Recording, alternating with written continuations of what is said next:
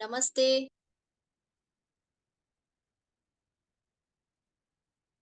બધા જ પેરેન્ટ્સને આ વર્કશોપ માટે ખૂબ ખૂબ અભિનંદન અને સ્વાગત છે તમારા બધાનું. પેરેન્ટ્સ એટલે કે આપણે જ્યારે વિચારીએ ને કે હવે અમારે બાળક જોઈએ છે, એટલે આપણે પેરેન્ટ્સ બની ગયા.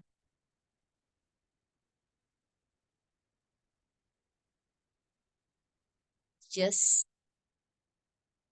તો અ, આપણે બધા અહીં કંઈક નોલેજ લેવા માટે આજે ભેગા થયા છે, કંઈક જાણવા માટે, કંઈક નવું શીખવા માટે. તો શીખતા પહેલા અથવા તો નવું નોલેજ લેતા પહેલા આપણે થોડીક વાર આપણને સ્ટેબલ કરીએ. શરીરથી તો કદાચ આપણે બધા સ્ટેબલ થઈ ગયા છીએ, પણ આપણે મનથી પણ સ્ટેબલ થવાનું છે. તો એની માટે આપણે ખાલી 10 મિનિટ મેડિટેશન કરીએ, ધ્યાન કરીએ, અને જે પણ લેવા માટે આજે આપણે રેડી થયા છે ને, એ માટે આપણે પોતાને પૂરી રીતે તૈયાર કરીએ. તો આપણે બધા 15 મિનિટ મેડિટેશન કરીશું. તો તમે જે પણ જગ્યાએ બેઠા છો, એક કમ્ફર્ટેબલ જગ્યાએ બેસી શકો છો. તમે સોફા પર, ચેર પર, જ્યાં પણ તમને મન થાય ત્યાં બેસી શકો છો. તમારા બંને પગને ક્રોસ કરી દેવાના છે. બંને હાથને આ રીતે એકબીજામાં પરોવીને ખોળામાં મૂકવાના છે. ચશ્મા પહેર્યા હોય તો ચશ્મા કાઢી નાખવાના છે અને ધીરેથી એકદમ રિલેક્સ થઈને બેસી જવાનું છે. આપણા શરીરને કોઈ કષ્ટ આપવાની જરૂર નથી. એકદમ રિલેક્સ થઈને ધીરેથી તમારી આંખોને બંધ કરવાની છે અને સંપૂર્ણ ધ્યાન તમારા આવતા અને જતા શ્વાસ પર રાખવાનું છે. તમારા હરેક આવતા અને જતા શ્વાસ પર સંપૂર્ણ ધ્યાન. જે પણ નોર્મલ નેચરલ શ્વાસ ચાલી રહ્યો છે, ફક્ત અને ફક્ત એના પર જ પૂરું ધ્યાન આપવાનું છે. શ્વાસની જે પણ ગતિ ચાલે છે, એને બદલવાની કોઈ કોશિશ કરવાની જરૂર નથી. એની સાથે એક થવાનું છે. જેમ જેમ તમે તમારા શ્વાસ સાથે એક થતા જશો, તમારું ધ્યાન તમારા શ્વાસ પર લઈ જશો, તેમ તેમ તમારા મનમાં આવતા વિચાર ધીરે ધીરે ઓછા થતા જશે. શરીર રિલેક્સ થતું જશે. મન શાંત થતું જશે.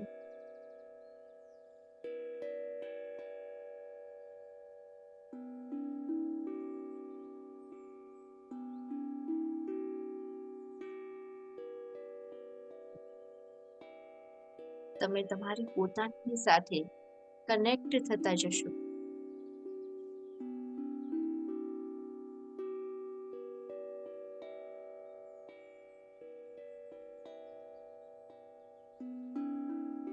અગર મનમાં હજુ પણ કોઈ વિચાર ચાલુ છે, તો ફરીથી તમારું સંપૂર્ણ ધ્યાન તમારા આવતા અને જતા શ્વાસ પર જ રાખવાનું છે. આ સમયે ફક્ત અને ફક્ત તમારા શ્વાસનું જ અસ્તિત્વ છે.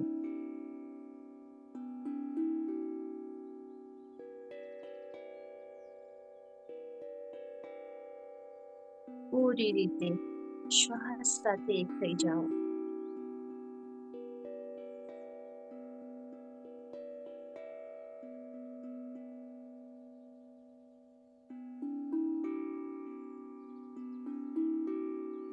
તમારા શ્વાસને ઓબ્ઝર્વ કરતા જાઓ.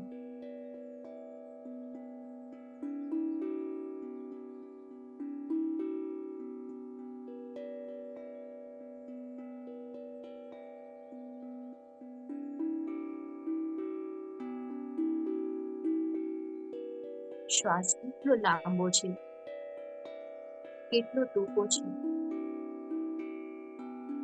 એ ગરમ છે કે ઠંડો છે,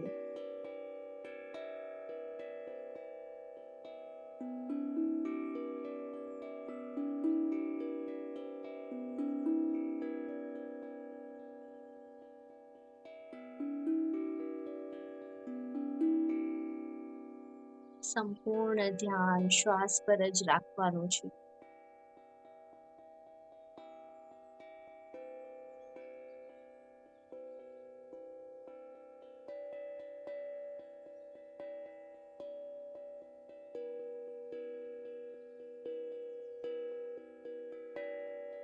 શ્વાસ જ એ માધ્યમ છે જે આપણને પોતાની સાથે કનેક્ટ કરે છે.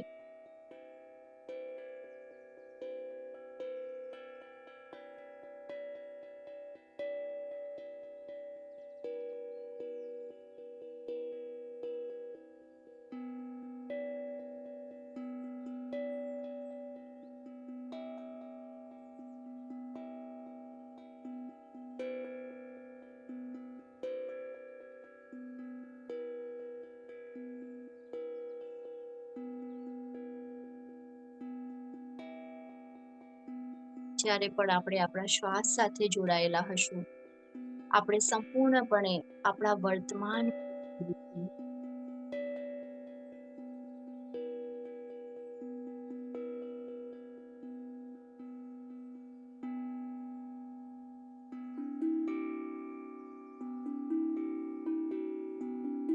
પૂરી રીતે તમારા શ્વાસ સાથે જોડાયેલા રહેજો.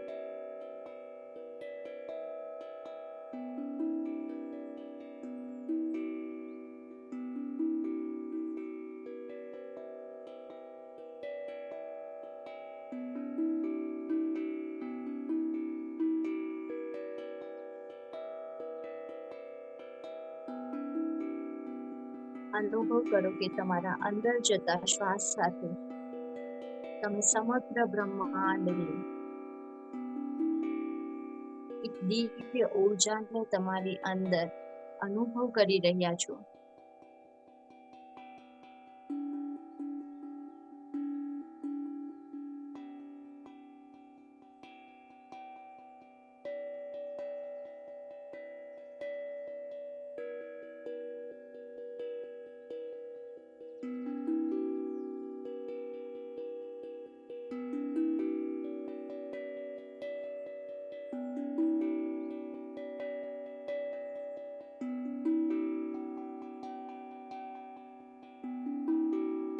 આ ઊર્જા તમારા શરીર અને મનમાં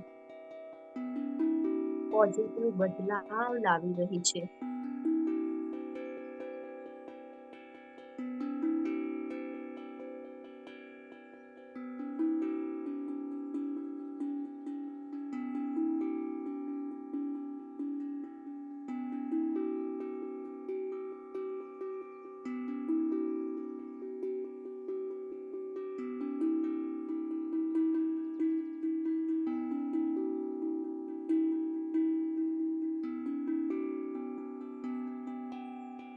અને તમારા બહાર નીકળતા શ્વાસ સાથે તમારી અંદરના બધા જ વિકારો, સ્ટ્રેસ, ચિંતા, ગુસ્સો, એન્ઝાયટી, આ બધું જ તમારા શરીર અને મનમાંથી રિમૂવ થઈ રહ્યું છે, બહાર નીકળી રહ્યું છે.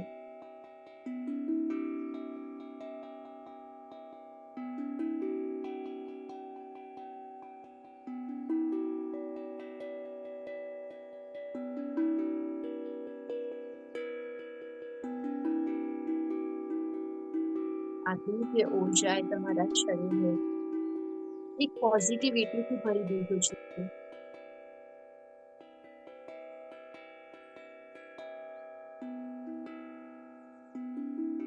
તમારા શરીરનો કણ કણ આ પોઝિટિવિટીને અનુભવ કરી રહ્યો છે.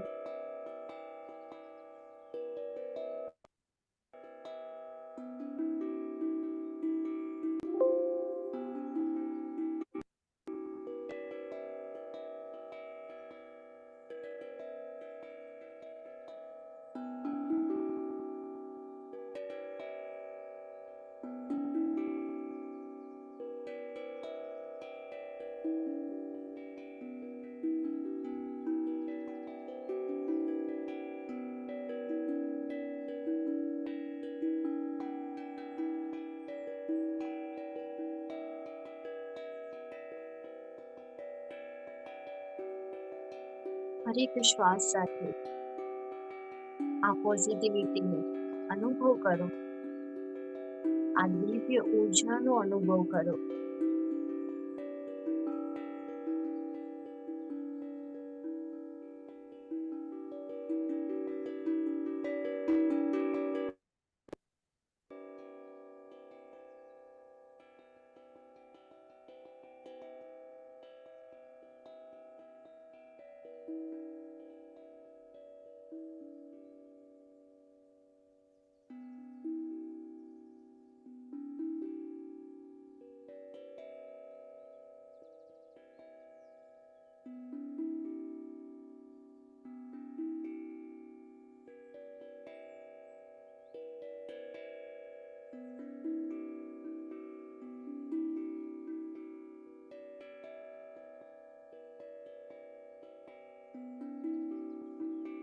હરેક શ્વાસ સાથે તમારી અંદર થઈ રહેલા પોઝિટિવ બદલાવનો અનુભવ કરો.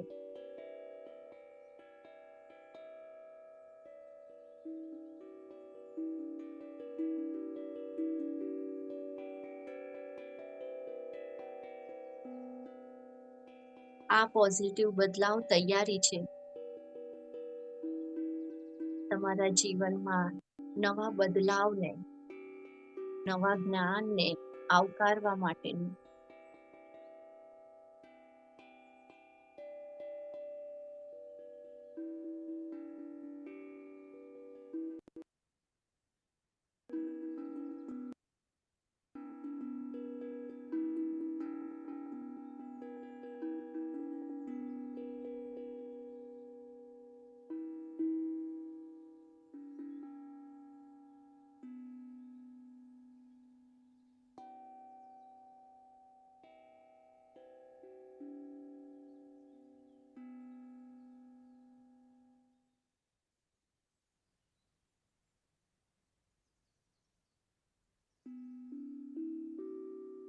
પોતાને કહો, હું તૈયાર છું મારા જીવનમાં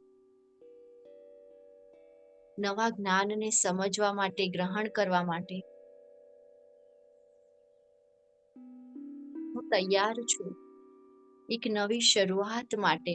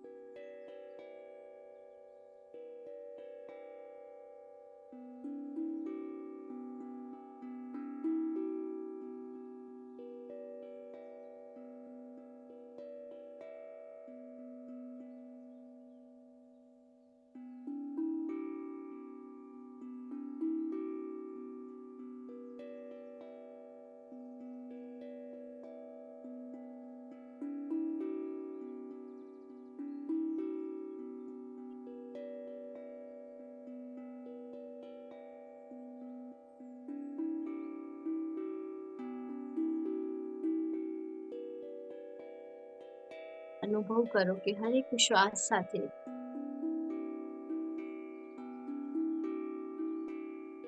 તમે તમારા જીવનને બદલવા માટે તૈયાર થઈ રહ્યા છો.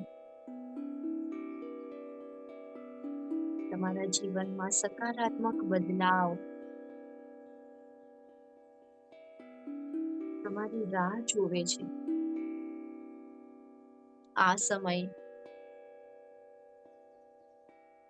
તમારો છે. અને આ સમયનો કઈ રીતે ઉપયોગ કરવો એ સંપૂર્ણપણે તમારા પર નિર્ભર છે.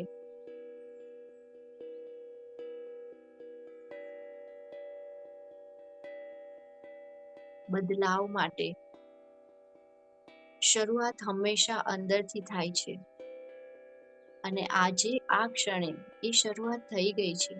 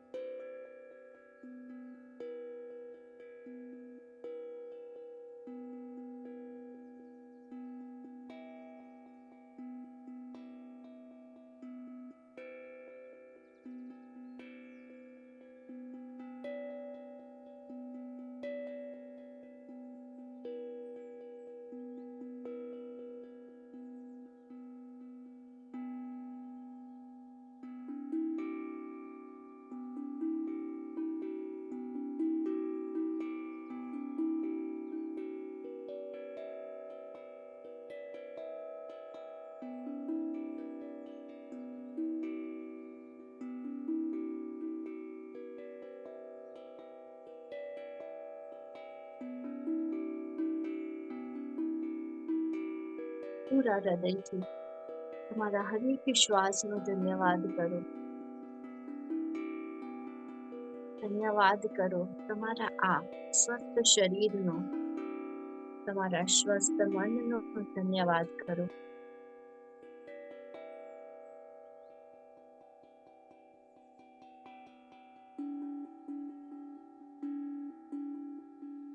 ધન્યવાદ કરો બ્રહ્માંડની આ દિવ્ય ઉર્જાનો, જે હંમેશા તમને પ્રોટેક્ટ કરે છે, તમને ગાઈડ કરે છે.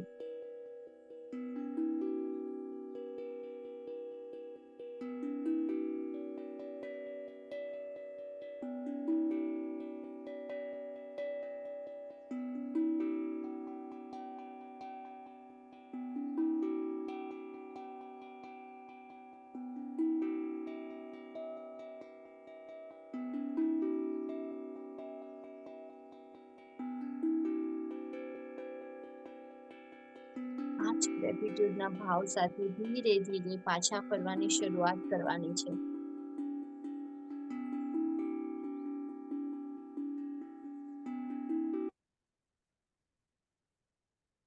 ધીરેથી તમારો પૂરતો સમય લેતા, જ્યારે પણ તમને મન થાય ત્યારે તમારા બંને હાથોને તમારી આંખો પર મૂકવાનું છે. 5, 4, 3, 2, 1, 0. હાથમાં જ આંખોને ખોલી દેવાની છે અને ધીરેથી હાથ હટાવી શકો છો.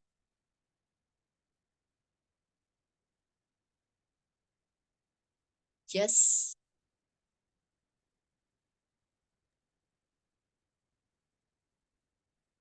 તો આપણે બધાએ એક તૈયારી તો કરી લીધી આ જ્ઞાનને લેવા માટેની.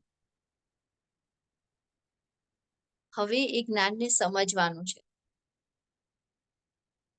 તો આજે આપણે બહુ સરસ ટોપિક પર વાત કરવાના છીએ કે ગર્ભ સંસ્કાર. આપણે બધાએ આ શબ્દ સાંભળ્યો છે કે ગર્ભ સંસ્કાર, પણ ગર્ભ સંસ્કાર છે શું?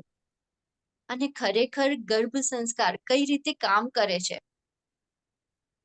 એ કઈ રીતે જ્યારે એક કપલ કે એક સ્ત્રી વિચારે કે હવે મારે બાળક જોઈએ છે, કે મારે હવે માતા બનવું છે, ત્યારે એમાં કઈ રીતે એને હેલ્પ કરે છે, એના શું ફાયદા છે, ખરેખર ગર્ભ સંસ્કારની શરૂઆત ક્યાંથી થાય છે? આ બધા જ સવાલોના આજે આપણને જવાબ મળવાના છે. અને એ જવાબ આપણને આપશે આશાબેન. તમે બધા જ આશાબેનને જાણો છો, તો તમારા સૌનું સ્વાગત છે આજના સેશનમાં. તમારા આ સમયને તમે એક સારી જગ્યાએ ઇન્વેસ્ટ કરો છો. તો ચાલો આપણે બધા જ આ જ્ઞાનને આશાબેન સાથે સમજીએ. વેલકમ આશા. ધન્યવાદ ભાવિના. ઇટ વોઝ રિયલી બહુ જ સરસ મજાનું ધ્યાન હતું. Thank you, thank you, thank you. અને થેન્ક યુ. થેન્ક યુ ભીનીબેનને કે જેમણે આ સેશન માટે એક રિક્વેસ્ટ કરેલી હતી. તો સૌથી પહેલા તો હું બધાને એકવાર એમ કહીશ કે બધા પોતાના વિડીયો ઓન કરી દો. બધા જ વિડીયો ઓન કરે તો કંઈક ખબર પડે કે સામે કોણ સાંભળે છે.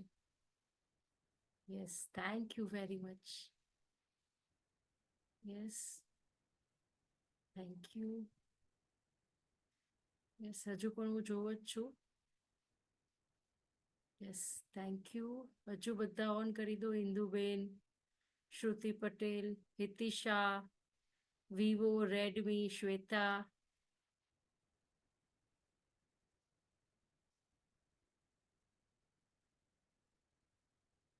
Yes, thank you very much. તો ચાલો આપણે શરૂઆત કરીએ. આપણા બધાના અંદર યસ, હિતિશાબેન, આપણે પછી વાત કરીએ. આપણે પહેલા સેશનને સમજીએ. આપણા બધાના અંદર અમુક ક્વેશ્ચન્સ હોય છે. પહેલા આપણે શરૂઆત ત્યાંથી કરીએ. કન્સીવ કેમ નથી થતું? બધું ઓકે છે, બધું બરાબર છે, તો કન્સીવ કેમ નથી થતું? ડોક્ટર્સ કે ને રિપોર્ટ બરાબર છે, કઈ પ્રોબ્લેમ નથી. તો એના અમુક રીઝન્સ છે. પહેલું રીઝન કે કશે ને કશે આપણે જ્યારે લગ્ન પછી એક નવા વાતાવરણમાં આવીએ છીએ, એ વાતાવરણમાં એડજસ્ટ થવામાં, એ ફેમિલી મેમ્બર સાથે એડજસ્ટ થવામાં ઘણી બધી તકલીફો, મૂંઝવણનો સામનો આપણે કરીએ છીએ. હવે એ કરતા કરતા અમુક વસ્તુઓ આપણને ફેમિલી નથી ગમતી અને આપણે બોલી દઈએ છીએ કે આ ઘરમાં હું ક્યાં બાળકને જન્મ આપવાની, જે મારા જ ઠેકાણા નથી. બીજું, અમુક વખત એવું હોય કે લગ્ન પછી આપણે એવું વિચારીએ કે બધા ફેમિલી મેમ્બર કહેતા હોય ને કે હવે તો કન્સીવ કરી લો, હવે તો બચ્ચું લાવી દો. પણ આપણે ત્યારે શું કહીએ?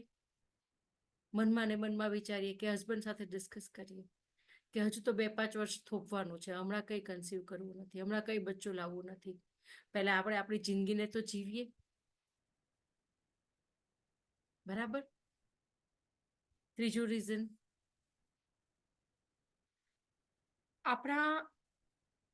આપણી ફિલિંગ, બચ્ચું તો લાવવું છે, પણ એના માટે કેટલો ડાઉટ હોય પોતાને કે કેમ થશે, હું એ બચ્ચાને બરાબર થઈ જશે. એમાં અત્યારે તો આપણે કેટલા બધા આ બધા આજુબાજુના વાતાવરણમાં ખાલી એ જ સાંભળ્યા કરીએ છીએ, કન્સીવ થવામાં તકલીફ છે, આમ છે, તેમ છે. પાછા ડોક્ટર પાસે જઈએ એટલે ડોક્ટર નવી 2-3 પ્રોસેસીસ કહી દે. આ ટેબ્લેટ શરૂ કરી દો, કન્સીવ કરવાનું શરૂ કરવાનું, પ્લાન કરવાનું શરૂ કરો એટલે ટેબ્લેટ લેવાનું શરૂ કરી દેવાનું. એક ફિયર મનમાં ઘૂસી જાય. તો બોડી કેવી રીતે રિએક્ટ કરે છે? બોડી તમારા બધા જ ઇમોશન્સને સમજે છે. તમે જેવું કીધું કે અત્યારે નહીં, હજુ 2-5 વર્ષ પહેલા એકબીજાને ઓળખવાનું છે, એડજસ્ટ થવાનું છે, પહેલા ફાઇનાન્શિયલી સેટલ થઈએ, પછી કન્સીવ કરશું, પછી બચ્ચો લાવશું. તો બોડીએ તેનો રસ્તો બંધ કરી દીધો. આપણે, તમને ખબર, દરેક સ્ત્રી જે છે ને, પ્રત્યેક સ્ત્રી, ઈશ્વરે એને, જે સૃષ્ટિકર્તા છે, એ સૃષ્ટિકર્તાએ આપણને આ બોડીની સાથે માં બનવાનું, એમ કહેવાય ને કે એમ બાય ડિફોલ્ટ આપેલું છે. એમાં કઈ એવું છે જ નહીં કે તમારા અંદર કે કોઈના અંદર કઈ કમી છે, કે કોઈ પણ વ્યક્તિ, કોઈ પણ સ્ત્રી, આપણે જ્યારે આપણા મધરના વૂંબમાં હોઈએ ને, આપણા મધરના પેટમાં, ત્યારે જ આપણા એગ્સ બની ગયા હોય છે.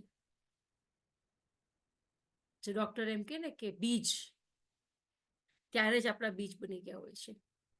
પણ મેન્સીસ આવે ત્યારે એ બીજ છૂટા પડે છે. સ્ત્રીનું શરીર બન્યું એટલે એમાં બીજ બન્યા, કન્ફર્મ. એટલે જેને પણ ડાઉટ હોય ને કે મારા અંદર કઈ ખામી છે, કઈ કમી છે, કે શું છે, એ આજે પોતાને કહી દો કે પરફેક્ટ છે. આ બોડી બચ્ચાને જન્મ આપવા માટે એકદમ કમ્પ્લીટ છે, એકદમ પરફેક્ટ છે. સ્ત્રી હોવાનો મતલબ જ એ છે કે તમે માતૃત્વનો અનુભવ કરો. એટલે જ તો આપણે સ્ત્રીના જન્મ લીધા છે અને થોડાક વધારે પંગા, બરાબર?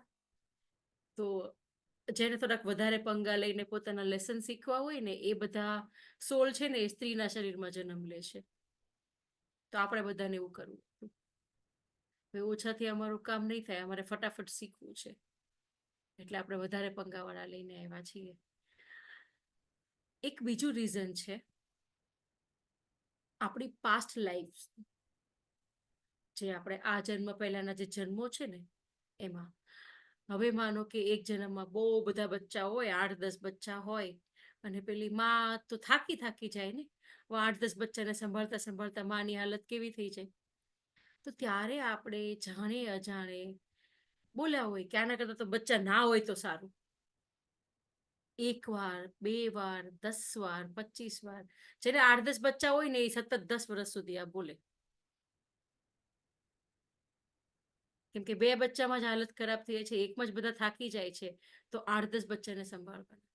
તો ત્યારે આપણે આપણા સોલને એ મેસેજ આપી દીધો છે કે નેક્સ્ટ જન્મમાં મારે બચ્ચાનો અનુભવ કરવો નથી. આ થયું બીજું રીઝન. ત્રીજું રીઝન કે તમારા ભાવ શું છે, તમારે માં શું કામ બનવું છે. કે બસ ભાઈ બધા કે કરે છે તો ચાલો ને પતાવીએ કામ. તો એ કામ પતાવવા માટે જો બચ્ચા લાવવા માંગશો તો બોડી કોઈ દિવસ સપોર્ટ નહીં કરે. આપણું જે બોડી છે ને એ બહુ જ ઇન્ટેલિજન્ટ છે. આપણું વૂમ્બ જે છે એ એના કરતા વધારે ઇન્ટેલિજન્ટ છે. તો આપણું બોડી અને આપણું વૂમ્બ એટલે આપણું ગર્ભાશય એ સતત આપણને સાંભળે છે, સતત. હવે આપણે ફર્સ્ટ ટાઈમ ફાઇલ લઈને ડોક્ટર પાસે ગયા, જો નોર્મલી કન્સીવ કરવાની પહેલા 1 વર્ષ ટ્રાય કરી, 6 મહિના ટ્રાય કરી. અત્યારે આપણી પેનિસિટી વધી જાય છે એટલે 6 મહિના લાગી જાય ડોક્ટર પાસે. પછી અમુકને ઘણા બધા વર્ષો થઈ ગયા હોય, તો ડોક્ટર પાસે જઈએ એટલે પછી ડોક્ટર એમ કે ભાઈ આ દવા શરૂ કરો, આવું આવું છે. એટલે આપણો ડર વધી જાય. ડર વધે એટલે આપણું ગર્ભાશય હજુ વધારે ડરમાં આવી જાય. તો આ એક નેચરલ નોર્મલ પ્રોસેસ છે. પ્રેગ્નન્સી કન્સીવ થવાથી માંડીને ડિલિવરી સુધી છે ને લોકો બીમારી તરીકે લે છે કે આમ નહીં કરવાનું ને આ કરવાનું ને આ ધ્યાન રાખવાનું, આમ કરવાનું, આટલી મેડિસિન્સ લેવાની. બટ નહીં, પ્રેગ્નન્સી એ આ સ્ત્રીના શરીરનો એક નોર્મલ અનુભવ છે, જે તમે આગળ કેટલા જન્મમાં લઈ લીધેલો હશે. પણ અત્યારના જન્મના ફિયર, બધી માન્યતાઓ, હવે કેવું કે અત્યારે તમારી આજુબાજુમાં તમે શું શું સાંભળો છો? 10માંથી 5 જણા એમ કહેતા હોય કે હવે તો બચ્ચા રહેવા બહુ તકલીફ વાળું થઈ ગયું છે. તો તમે અંદર શું નાખ્યું? તો જેવું સાંભળીએ છીએ એવું આપણે અંદર નાખીએ છીએ. જ્યારે લોકો આવું બોલતા હોય ત્યારે કેવું ને એવું તમને લાગે છે. કેમ કે હવે 15 વર્ષે લગ્ન પછીના 15 વર્ષે ડિલિવરી જોઈ છે, 42 વર્ષના લેડીને પણ ડિલિવરી કરતા જોયા છે, 12 વર્ષે કન્સીવ થતું જોયું છે. Nothing is impossible. Just change કરવાનું છે પોતાની બિલીફ સિસ્ટમને, પોતાની માન્યતાઓ. આ છે ગર્ભ સંસ્કાર. ગર્ભ સંસ્કાર એટલે એવું નથી કે તમે તમારું જે બાળક ગર્ભમાં છે એના માટે કંઈક કરો છો. બાળક તો એનો આખો સોલ પ્લાન, એની બધી સિસ્ટમ રેડી કરીને આવ્યું છે. પણ ગર્ભ સંસ્કાર એક માતા પર જે કામ કરવાનું છે ને એ છે. જનરલી આપણે ગર્ભ સંસ્કારને કેવી રીતે જોઈએ છીએ કે ભાઈ આવું ખાવાનું ને આવું પીવાનું ને આવી એક્ટિવિટી કરવાની, યોગા કરવાના ને ડ્રોઈંગ કરવાનું ને પ્રાણાયામ કરવાના. એ ગર્ભ સંસ્કાર નથી. મેં તમને જે વાત કરી કે 15 વર્ષે કન્સીવ થયું, એ છોકરીએ અત્યાર સુધીમાં એટલું બધું પોતાની બોડી સાથે કરેલું હતું, અને 10-12 જગ્યાએ તો ગર્ભ સંસ્કાર કરી લીધા હશે, પ્લસ આઈવીએફની પ્રોસેસ ચાલુ ને ચાલુ, પણ કન્સીવ જ નહોતું થતું. કેમ? કેમ કે એ પોતાના બોડીને જ નહોતું સમજ્યું હજુ તો. ક્યારે પણ તમે બેસીને શાંતિથી પોતાના બોડીને મેસેજ આપ્યો છે કે હવે હું તૈયાર છું, એક બાળકને કન્સીવ કરવા માટે મારો ગર્ભાશય તૈયાર છે એને પોષણ આપવા માટે. આને કહેવાય સંવાદ. આપણે આખો દિવસ કઈ ને કઈ ચટર પટર બારે કરીએ અને અંદર કરીએ, બરાબર? તો આ જે સંવાદ છે ને એ તમારે તમારા બોડી સાથે ને તમારા ગર્ભાશય સાથે કરવાની જરૂર છે. પ્રી પ્રેગ્નન્સી એટલે કે જ્યારે તમે પ્લાનિંગ કરો છો ત્યારે ગર્ભ સંસ્કાર શું કામ જરૂરી છે? મેં પહેલા એટલા માટે કીધું કે કન્સીવ નહીં થવાના રીઝન, તો આમાં પોતાને કનેક્ટ કરી લેજો. જો કોઈને પણ આ પ્રોબ્લેમ હોય, કોઈને પણ આ પ્રોબ્લેમ નહીં, એકચ્યુઅલી ચેલેન્જીસ હોય કે કન્સીવ નથી થતું, તો કંઈ ને કંઈ આમાંથી અડતું હોય કે નડતું હોય છે, તો જ કન્સીવ ના થાય. નહીં તો આ બોડી છે ને એ કન્સીવ થવા માટે જ બનેલું છે. એ લખી લેજો ગમે ત્યાં. બસ તમારે ખાલી માનવાનું છે. તો ગર્ભ સંસ્કાર કરવાથી શું થાય છે પ્રેગ્નન્સીમાં? પ્રી પ્રેગ્નન્સીની વાત કરીએ પહેલા. પ્રી પ્રેગ્નન્સી એક એવો પીરિયડ છે, આપણા ઋષિમુનિઓ જે હતા ને એ સમયમાં, જ્યારે બહુ જૂના સમયમાં એક કોઈ પણ સ્ત્રી કન્સીવ કરે એટલે આશ્રમમાં જતી રહેતી અને પછી ત્યાં જ તે એક ગુરુના આશ્રમમાં રહીને ગુરુની સેવા કરે, પોતાનું કરે, ભજન કરે. શું કામ એ બધું હતું? કંઈક તો કારણ હશે ને. પ્રી પ્રેગ્નન્સી પહેલા શું કરું? પ્રી પ્રેગ્નન્સી પહેલા ત્યાં હવન કરાવતા ઋષિ આપણા બહુ જૂના જમાનામાં, કે તમે હૃદયથી અને વિચારોથી તમારું એક શુદ્ધિકરણ થાય. હવે શુદ્ધિકરણનો મતલબ એવો નથી કે આપણે કઈ પાપ કર્યા છે. કોઈ પાપ નથી કર્યા, એવરીથિંગ ઇઝ સો પરફેક્ટ. પણ આપણે એક પોઝિટિવ વિચારો તરફ વળીએ. પ્રી પ્રેગ્નન્સીમાં જો માં પોતાના ઉપર કામ કરે, કેમ કે આપણા અંદર બાળપણથી લઈને કેટલી બધી માન્યતાઓ ભરેલી છે, આપણા બધાનું બાળપણ કેટલી તકલીફોમાં, બરાબર? હવે કોઈએ કંઈ પણ કીધું હોય આ શરીર માટે કે આપણા માટે કે આપણી બુદ્ધિ માટે, કે મમ્મીનો પ્રેમ ન મળ્યો હોય, પપ્પાનો પ્રેમ ન મળ્યો હોય, એ લોકોથી દૂર રહેવું પડ્યું હોય, કે પછી આજુબાજુના બહેનપણીઓએ કે ગામવાળાએ કંઈ પણ ચીડાવ્યા હોય, તો એ કેટલું બધું આપણે અંદર ભરીને રાખ્યું છે. પ્લસ હવે છોકરીઓને બંધન વધારે, તો છોકરીઓ એઝ ઇટ ઇઝ નહોતું ગમતું. હા, એક રીઝન એ પણ છે કે જ્યારે આપણે આપણા સ્ત્રી તત્વને સ્વીકાર નથી કરતા. સ્ત્રી તત્વ એટલે આપણા બધાના અંદર સ્ત્રી તત્વ ને પુરુષ તત્વ બંને જ હોય છે, પણ પુરુષના અંદર પુરુષ તત્વ થોડું વધારે હોય અને સ્ત્રીના અંદર સ્ત્રી તત્વ થોડું વધારે હોય. તો જ્યારે હું પોતે એવી હતી કે મને છોકરી થવું જ નહોતું કોઈ દિવસ. આ છોકરાઓને કેટલું સારું, છોકરીઓ તો ઘરનું કામ કરવાનું, કઈ બંધન, કેટલા બધા બંધન, આટલા વાગે આવી જવાનું, આમ કપડાં પહેરવાના, આવું કરવાનું. એમાં મેન્સીસ સાથે તો મને આખા ગામની તકલીફ હતી કે છોકરીઓને જ આવવાના મેન્સીસ. તો હું મારા સ્ત્રીઓને સ્વીકાર જ નહોતી કરતી, એટલે મારું સ્ટ્રક્ચર આટલું મોટું બન્યું છે. આપણું બોડી સ્ટ્રક્ચર પણ આપણા ઇમોશન્સને ડેપિક્ટ કરે છે. તો જેને કન્સીવ નથી થતું ને, એ પહેલા પોતાના સ્ત્રી તત્વને સ્વીકાર કરો. સ્ત્રી હોવું એટલે આપણે બોડીમાં, સ્ત્રીને પુરુષના બોડી અલગ અલગ છે. આપણા બ્રેસ્ટ, આપણા વર્જાઈના એટલે કે આપણા પ્રાઇવેટ પાર્ટ, આપણું ગર્ભાશય, પુરુષને ગર્ભાશય છે, સ્ત્રીના અંદર છે. આ દુનિયામાં ગમે તેટલો અમીર માણસ કે ગમે તેવો મોટો સાયન્ટિસ્ટ હોય, પણ એ પ્રેગ્નેન્ટ થઈ શકે કોઈ પણ પુરુષ? કેટલા બધા અત્યાર સુધીમાં પ્રયોગ થયા છે, પણ નથી થઈ શકતા. વાય? બીકોઝ કુદરતે એ ત્યાં સિસ્ટમ મૂકી જ નથી. અને સ્ત્રી માટે પ્રેગ્નેન્ટ થવું એ એટલું જ સહજ છે. પણ આપણે જ આપણી ભાવનાઓ અને આપણા વિચારોથી એ સ્ત્રી તત્વને દબાવી દીધું છે. અત્યારે જેવું થાય ને કે ઘરવાળા સાંજે કામેથી આવે અને એ આવીને સોફા ઉપર બેસી જાય અને આપણે એને તૈયાર પીરસવાનું, એટલે થાય આને કેટલું સારું, જો ને કઈ કરવાનું. એને એવો જન્મ લીધો છે, આપણે આવો જન્મ લીધો છે, લે તો એને બેસવાનું છે, એને આવું કરવાનું છે, આપણે આવું કરવાનું છે. પોતાના સ્ત્રી તત્વને સ્વીકાર કરો.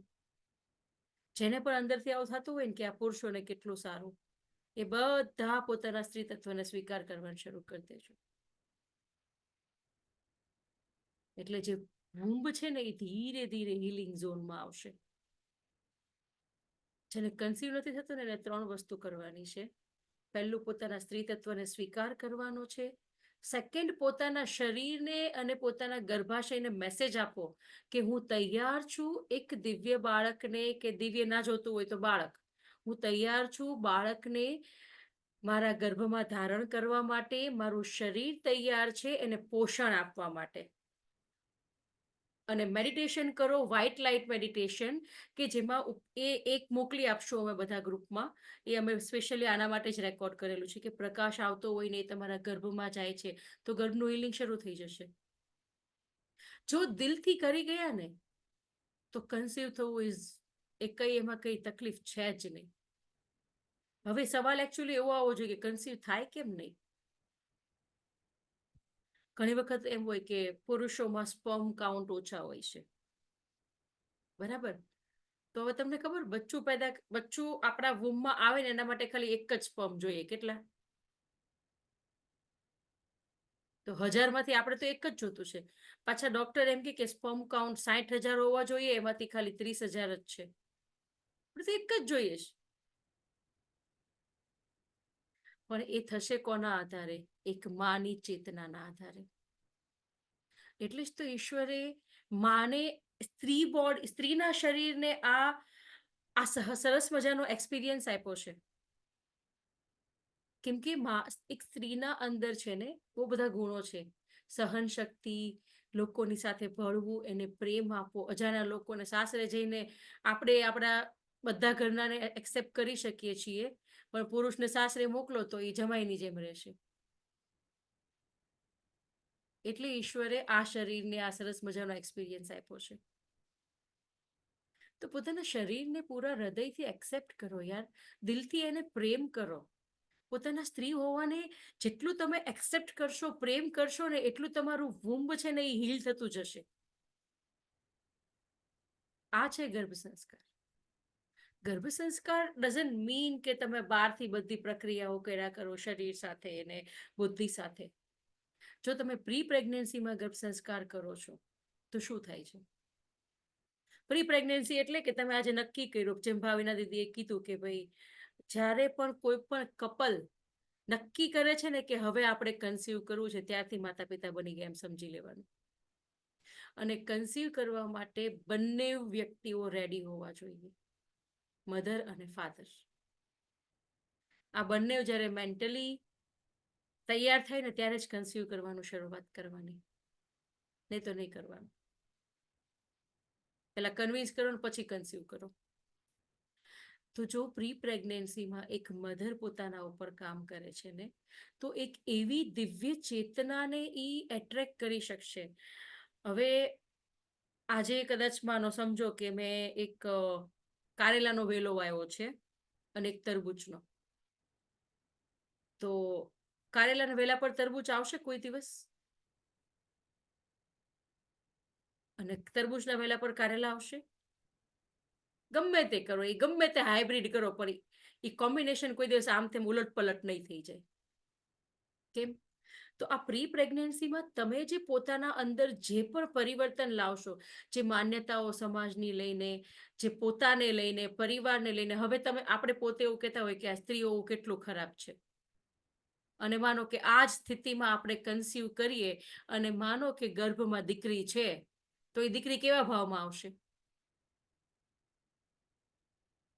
પછી પ્રી પ્રેગ્નન્સીમાં જો તમે આ જ માન્યતા, આ જ બિલીફ સિસ્ટમ કે આ સમાજ ખરાબ છે, આ લોકો આવા છે, મારા ફેમિલી મેમ્બર આવા છે, મને તો કેટલું દુઃખ, હું તો કેટલી તકલીફમાં, મારું બાળપણ આવું, હંમેશા સતત ખાલી કમ્પ્લેનિંગ મોડમાં, નકારાત્મકતામાં, દુઃખોમાં, ચલો સતત છોડી દઈએ 20%, તો તમને કેવી આત્મા એટ્રેક્ટ કરશે? આજે આપણે બધા એકબીજા સાથે કેમ જોડાયા છે? કેમ કે કશે ને કશે આપણા બધે કઈ ને કઈ સારું પોઝિટિવ કનેક્શન છે. આ ભીનીબેને કીધું કે ભાઈ આ દીદી બધાને બહુ જરૂર છે. તમે કીધું ચાલો કરીએ. તો એક અમારા બેના માઇન્ડ કનેક્ટેડ હતા ને, અમે એક જેવું વિચારતા હતા બંને. હવે આમાં ક્લાસમાં એવા જ લોકો હશે કે જેને કઈ ને કઈ આમાંથી શીખવાનું હશે.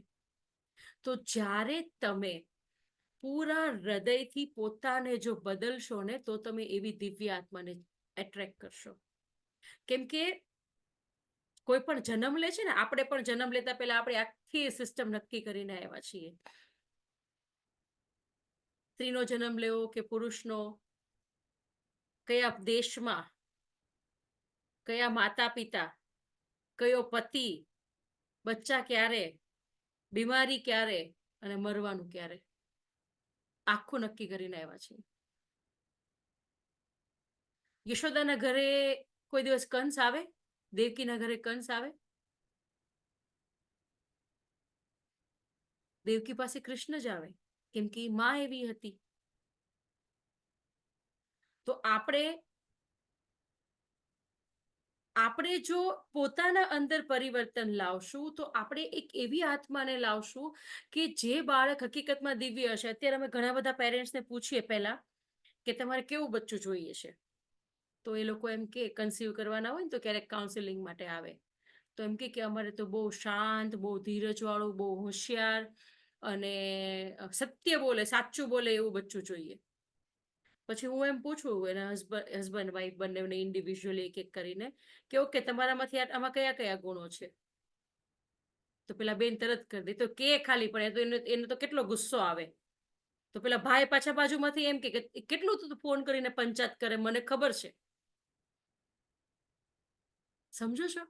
તો હવે આપણે બચ્ચા તો આમ ભગવાન જેવા જોઈએ છે અને આપણે શૂરપંખા બનવું છે, શરીરથી નહીં, આપણા ભાવથી. અને આપણો કઈ વાંક નથી એમાં, કેમ કે આપણને કોઈ જણાવ્યું નહોતું, આપણા મમ્મી પપ્પાએ આપણને નહોતું કીધું, પણ એ લોકોની ફોલ્ટ નથી, કેમ કે એ લોકોને કોઈ નહોતું કીધું. જનરેશન્સથી કોઈ આ વસ્તુ ઉપર ધ્યાન જ નથી આપ્યું. પણ પહેલા આટલી બધી મગજમારી નહોતી, પેલા બહુ ફોન નહોતા, બહુ કોમ્પિટિશન નહોતી, એટલે બધાને ઈઝી ઈઝી ઈઝી ચાલતું હતું.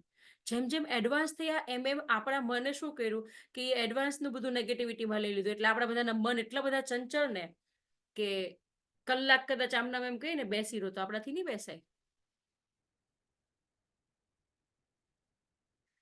તો જો પ્રી પ્રેગ્નન્સી જ્યારે એક મધર પ્લાન કરે છે, વિચાર કરે છે કે હવે મારે, અમે તો એમ જ કહીએ કે છોકરા છોકરીના લગ્ન થાય ને ત્યારથી એને ગર્ભ સંસ્કાર કરવો જોઈએ, કેમ કે રાતોરાત તો કઈ સ્વભાવ બદલવાનો નથી.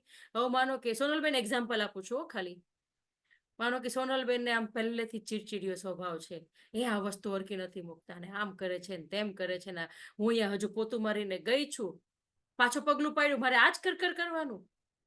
તો સોનલબેન કે રાતોરાત નહીં બદલાઈ જાય. સોનલબેન ને એવો વિચાર આવે કે મારે હવે બચ્ચો એક મારે કન્સીવ કરવું છે, તો કે રાતોરાત બદલાઈ જશે સોનલબેન?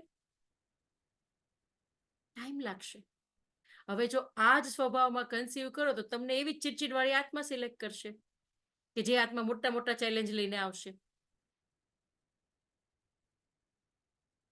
તો પ્રી પ્રેગ્નન્સી એટલીસ્ટ 6 મહિના પોતાના પર કામ કરો. પોતાના પર કામ કરવું એટલે કે અંદરનું મશીન બંધ થાય વિચારોનું, કેમ કે આખો દિવસ જુઓ તો એક અંદર કેસેટ ચાલુ જ હોય, આઈધર કામની, એમાં જો કોઈક પાછું ફેમિલી મેમ્બર છંછેડી ગયું હોય ને તો એની. અને આજથી 10 વર્ષ પહેલા શું બન્યું હતું ને એ એકદમ આમ પિક્ચર એકદમ ક્લિયર ક્રિસ્ટલ પિક્ચર દેખાય આપણને. 10 વર્ષ પહેલા એને આવું જ કર્યું હતું મારી સાથે. એવી ભાવનાઓમાં આપણે જો એ બચ્ચાને કન્સીવ કરીએ તો એ બચ્ચું આપણને, તો બચ્ચું કેવું કેવું હોય, એ બચ્ચું વિચાર કરો. આજે હું અગર માનો કે ભીનીબેન છે તો ભીનીબેનને રોજ ફોન કરું ને હું રોજ ભીનીબેનને પંચાયત કરું ને મારી તકલીફો કે કરું, તો ભીનીબેન મારો ફોન ઉચકશે? હવે તેની જ જગ્યાએ માનો કે કેમ કે ભીનીબેન એક અલગ વ્યક્તિત્વ છે, હવે એની જ જગ્યાએ માનો કે હું પૂનમબેનને ફોન કરું, પૂનમબેનનો સ્વભાવ સેમ મારા જેવો પંચાયતીય, તો અમે બે કેટલા કલાકો વાતો કરશું? એના સાસુની, મારા સાસુની, એના દેરાણીની, મારા દેરાણીની, મારા નણંદની, એના નણંદની, બાકી રહેશે તો આજુબાજુ વાળા નહીં કરી નાખશું. તો હું મારા જેવા લોકોને એટ્રેક્ટ કરીશ, પૂનમબેન એના જેવા લોકોને એટ્રેક્ટ કરશે, ભીનીબેન એના જેવા લોકોને એટ્રેક્ટ કરશે. તો જો એક માં ઉચ્ચ ચેતનામાં નથી, એક અન્ડરસ્ટેન્ડિંગમાં નથી, તો એ કેવી રીતે એક સારા બચ્ચાને એટ્રેક્ટ કરી શકશે? કેવી રીતે એક સારી આત્માને એટ્રેક્ટ કરી શકશે? તમને બધાને ખબર છે કે 1,44,00,000, આ ફિગર પહેલા કંઈક અલગ હતો, આજથી 2 વર્ષ પહેલા. 1,44,00,000 જે એક દિવ્ય ચેતનાઓ છે, જે સંતોની, ભગવાનની, ઋષિમુનિઓની, આપણે જે કેવું હોય આત્માઓ, એ પૃથ્વી ઉપર આવવા માટે રાહ જોઈને બેઠી છે. એને એવા ગર્ભ નથી મળતા કે એવા ગર્ભ તૈયાર થાય ને અમે આવીએ. કેમ કે કૃષ્ણને જન્મ આપવા માટે દેવકી જેવી માં જોઈએ. દેવકીએ પોતાના ધર્મને કેવી રીતે નિભાવ્યો, ખાલી વિચાર કરો.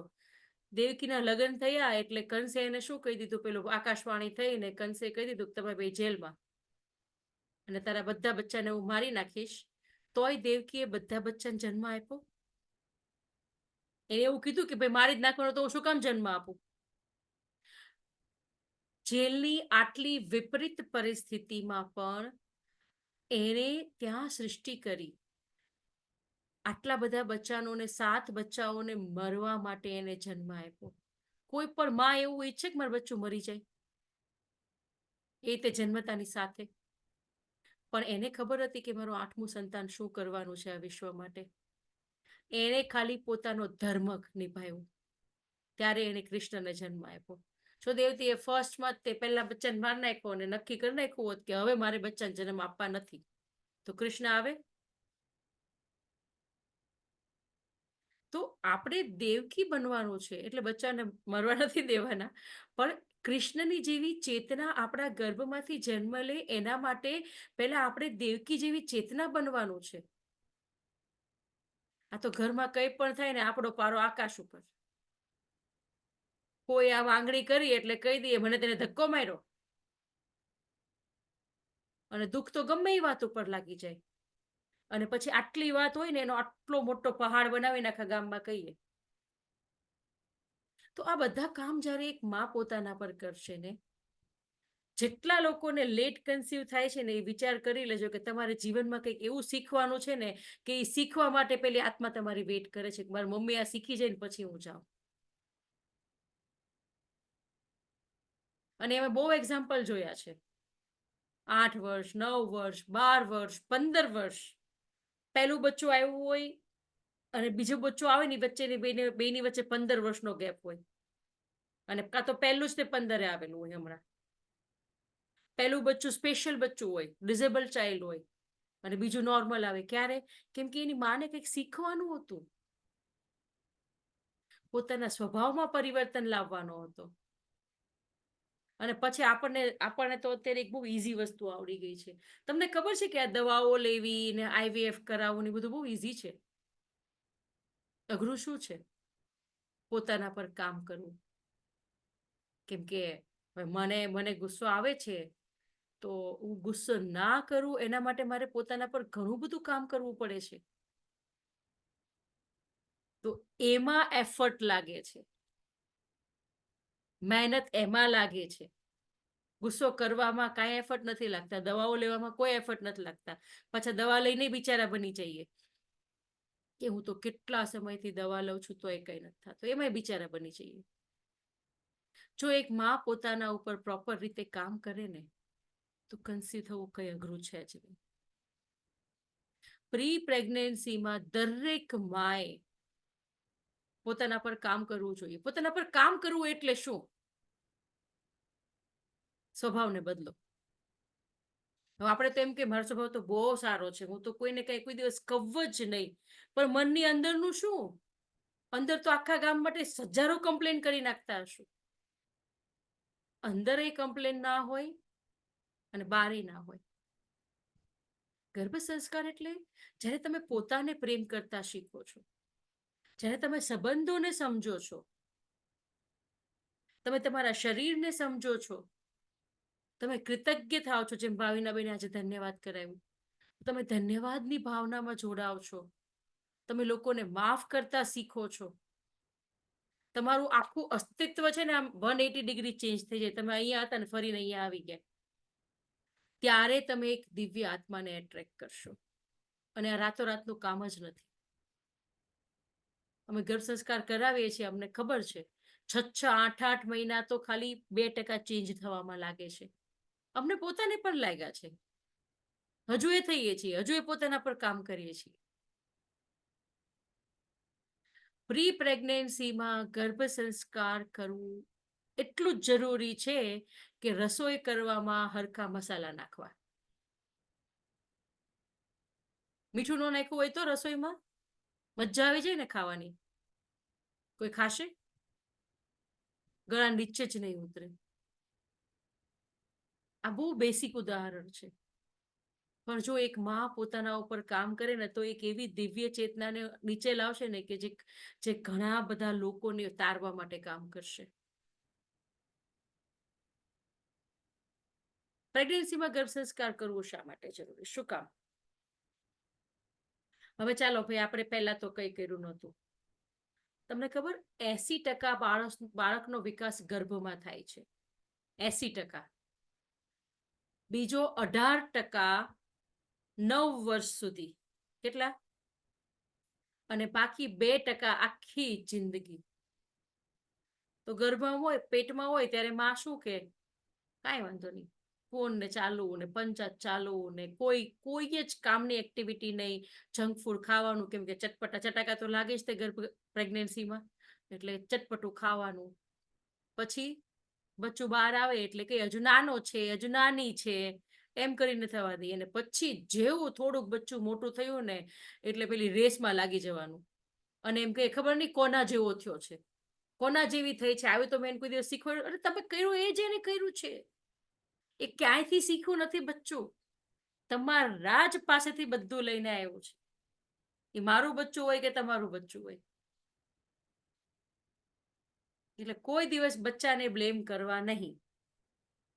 એવું બચ્ચું કઈ પણ એવું મિસબિહેવ કરે ને તો કહેવાનું કે હારું મેં આ ક્યાં કરેલું હતું.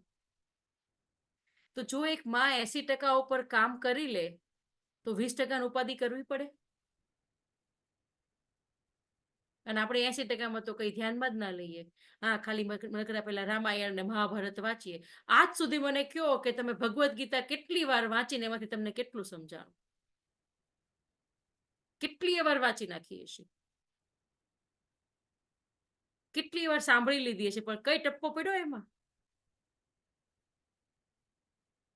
તો ન વાંચો ને.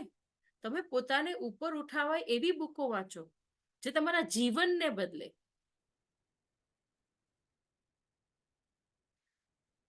ઈશ્વરને સમજવા હોય ને તો પોતાની અંદર જ શોધવાના છે.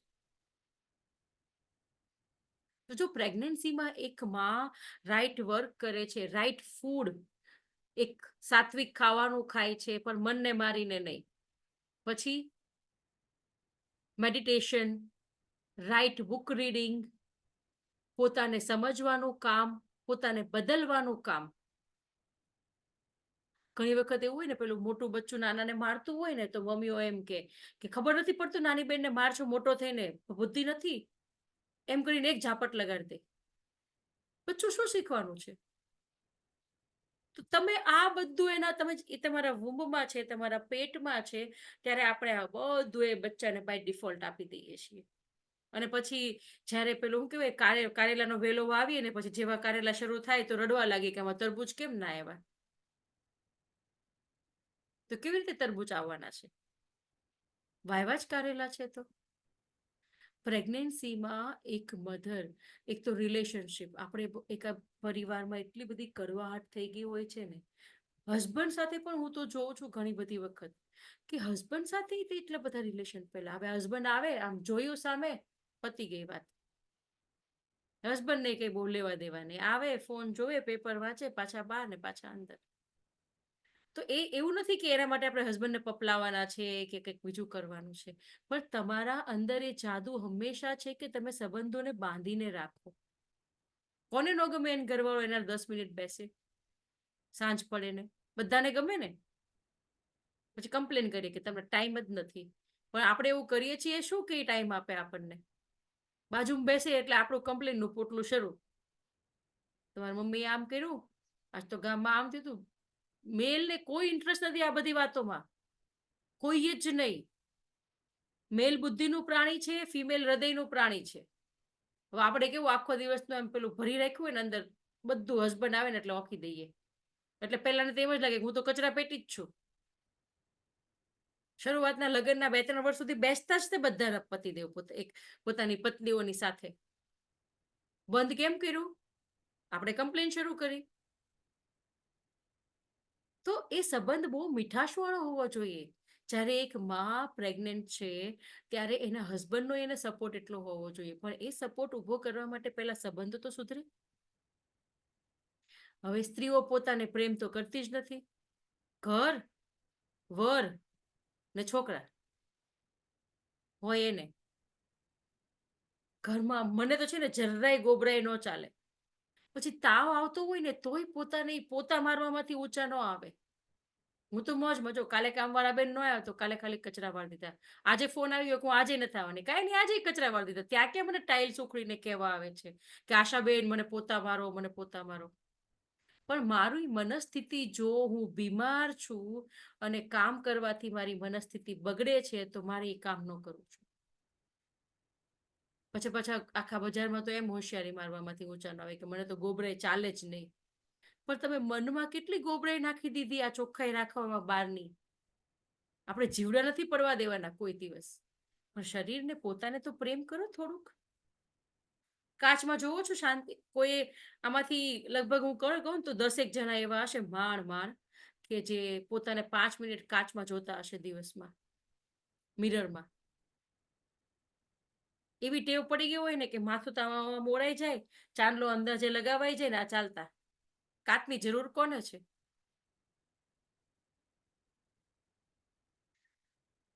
દરેક આત્માના છે ને 22 લેસન હોય છે જેને શીખવાના હોય છે. એમાં સૌથી પહેલું છે સેલ્ફ લવ.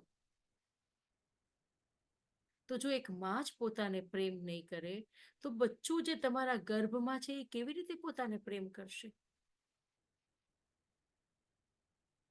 કોઈ માણસ સામેથી આવતું હોય, ચલો ને કોઈ આપણી બેનપણી કે કોઈ આપણા નણંદ કે દેરાણી જેઠાણી કે બેન કે ભાભી, કોઈ પણ ભાભી આમથી દૂરથી આવતા હતા અને તમે એને જોઈને બહુ સરસ મજાની સ્માઇલ આપી ખુશ થઈને, અને ભાભીએ સામે ન જોયું, તો હવે ક્યાં સુધી મગજમાં એ વિચાર ચાલશે?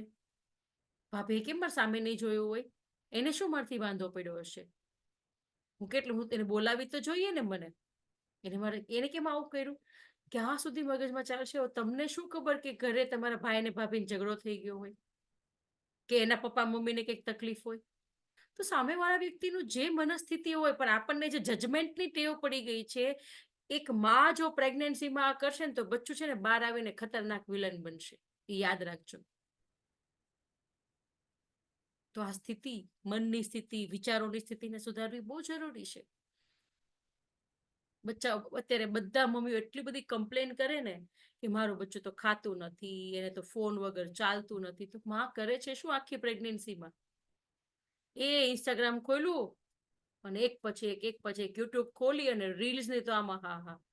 મને ઘણા બધા પેશન્ટ આવીને કે મેડમ મારે નથી જોવો ફોન, હું ખાલી એમ વિચારો કે હું 5 મિનિટ લઈશ અને 2 કલાક જતા રહે છે ખાલી રીલ્સ જોવા. મેં તો તમે 2 કલાક રીલ્સ શું જોવો? મેં કીધું એમાં તો કે તમે ક્યારેક જોવો તો તમને મજા આવે. મેં તો હું તમને છોડવાનું કહું પણ તમે મને સમજાવો છો કે હું જોઉં તો મજા આવે. મેં તો મારી મજા એ રીલ વગર બહુ સારી છે. તો હવે મધરે આનું આ કર્યું છે અને પછી એમ કે મારો છોકરો ફોન મૂકતો જ નથી. ક્યાંથી મૂકવાનો? આખી પ્રેગ્નન્સીમાં મમ્મીએ ખાલી જીભને સેટિસ્ફેક્શન આપ્યું છે. આજે ભજીયા, વડાપાઉં, પાવભાજી, દાબેલી, ચાઇનીઝ, અને રાત્રે 12 વાગે પાછું મન થાય તો ઘરવાળાને કહેવાનું મને આઈસ્ક્રીમ લઈ દો જાઓ. એટલે પ્રેગ્નન્ટ હોય એટલે ઘરવાળા બિચારા ત્યારે તો વાંકા વાંકા ચાલે. અને પછી બહાર આવીને એમ કહે કે મારો છોકરો કઈ ખાતો જ નથી. ક્યાંથી ખાય? બચ્ચાના ટેસ્ટ બર્ડ જે છે ને એ તમારા ગર્ભજળમાંથી ડેવલપ થાય છે. આપણા ગર્ભમાં જે પાણી હોય ને ત્યાંથી બચ્ચાના સૌથી પહેલા ટેસ્ટ બર્ડ ડેવલપ થાય છે. તમે 1 અઠવાડિયું બહાર ખાજો, પછી પોતાનો પસીનો હોય ને એને ફીલ કરજો, એની સ્મેલ બદલાઈ જશે. આપણે જે સ્ટૂલ પાસ કરીએ ને સવારે બધા સ્ટૂલ પાસ કરે ને, એ સ્ટૂલની સ્મેલ બદલાઈ જાય. એક અઠવાડિયું ખાલી બહાર ખાઈને જુઓ. પ્રેગ્નન્સીમાં તો આપણે કેટલો કચરો નાખીએ, એક તો આપણને ઇમ્પેક્ટ કરીએ પ્લસ આપણા બચ્ચાને ઇમ્પેક્ટ કરીએ છીએ. અને અત્યારે તો હું જોઉં ને કે મમ્મીઓ કેવું કરે ખબર, આમ સામે ફોન હોય અને બચ્ચાને ઠૂસા કરતી હોય. પેલું બચ્ચાને ખબર નથી કે હું શું ખાઉં છું, પણ માને સેટિસ્ફેક્શન મળી જાય કે મારા છોકરાએ ખાઈ લીધું. હું એ મેટરમાં હું મારા છોકરા માટે બહુ ખુશ છું. કારેલું ખાઈ લે, કંટોલું ખાઈ લે, દૂધી, એને જે શાક આપો તે ખાઈ લે. એને પપ્પા ગણીને 4 શાક ખાય છે. તો કેમ કે મેં પ્રેગ્નન્સીમાં ઓકે મને ચટાકા બહુ લાગતા હતા, ત્યારે મને બહુ સમજ નહોતી, પણ મેં તોય ચટાકાને થોડાક માપમાં રાખ્યા હતા. મેં બીજા બધા કામ ઘણા બધા કર્યા હતા, એટલે મને ઇમ્પેક્ટ દેખાય છે. પ્રેગ્નન્સીમાં તમને ખબર છે તમારા હરેક ઇમોશન તમારા બચ્ચા ઉપર ઇફેક્ટ કરે છે. જો માં ડરમાં હશે તો બચ્ચાના બોડીના વિકાસ ઉપર, બચ્ચાના બ્રેનના વિકાસ ઉપર એ અસર કરે છે. માં દુઃખમાં હશે તો બચ્ચાના ઉપર એવી રીતે અસર કરશે. ઘણાને ખબર ડિલિવરી જલ્દી થઈ જાય, કેમ કે માં એટલી બધી પેનમાં હોય ને કે બચ્ચાને એમ થાય કે મારે અંદર રહેવું જ નથી. ઘણાને નાળ વિટરાઈ જાય. પછી ઘણી વખત બચ્ચું સ્ટૂલ પાસ કરી દે ને પી જાય, યુરિન પાસ કરી દે પાણી પેટમાં અને પછી પી જાય, એવું બધું સાંભળ્યા ને, બધા કેસીસ સાંભળ્યા છે ને. એ શું કામ થાય છે? કેમ કે માં એટલી બધી દુઃખમાં, પેનમાં, ચિંતામાં, સ્ટ્રેસમાં, ડરમાં છે કે બચ્ચાને એમ થાય કે આને કરતા તું મરી જાવ, એટલે સુસાઇડ કરી લે ને, ગળા ફાંસો ખાઈ લે ને. નાળ વિટરાઈ જાય એટલે શું? બચ્ચાએ ગળા ફાંસો ખાઈ લીધો. પછી સ્ટૂલ યુરિન પાસ કરેલું પાણી પી જાય એટલે શું? ઝેર પી લીધું. એ ઝેર વાળું જ પાણી હોય છે. બચ્ચું 9 મહિના એમાં રહે છે પણ એ પાણીને કોઈ દિવસ પીતું નથી, કેમ કે યુનિવર્સે એ સિસ્ટમ બનાવી છે. પણ છેલ્લે ક્યારેક પી જાય. કેમ? એ નથી જીવવું, મરી જવું છે. બહાર આવીને શું કામ છે? મારી માં જ આટલી બધી દુઃખમાં છે. તો પ્રેગ્નન્સીમાં જો એક માં છે ને, એ થોડીક અવેર થાય, પોતાની થોડીક એક્ટિવિટી સરખી કરે, પોતાના મનની સ્થિતિ બદલે, તો તમે છે ને રામ જેવા બચ્ચાને જન્મ આપી શકો છો. મોડર્ન રામ હશે, પેલા આજ્ઞાકારી બહુ રામ નહીં હોય, પણ મોડર્ન રામ હશે કે જેના એથિક્સ બહુ સારા હશે, જેની વેલ્યુ બહુ સારી હશે, ખોટું નહીં બોલે, ખોટું નહીં કરે, અને જીનિયસ હશે. એવું નથી કે જીનિયસ ના હોય. જો એક માં નક્કી કરી લે ને તો એ જેવું ધારે ને એવા બાળકને જન્મ આપી શકે છે. પણ આપણે લોકોએ પોતાને એટલી બધી બિલીફ સિસ્ટમમાં બાંધી લીધા છે, અને પાછા ગર્ભ સંસ્કારના તો અલગ અલગ નામ. અમે ઘણા બધા ગર્ભ સંસ્કારને જોઈએ છીએ.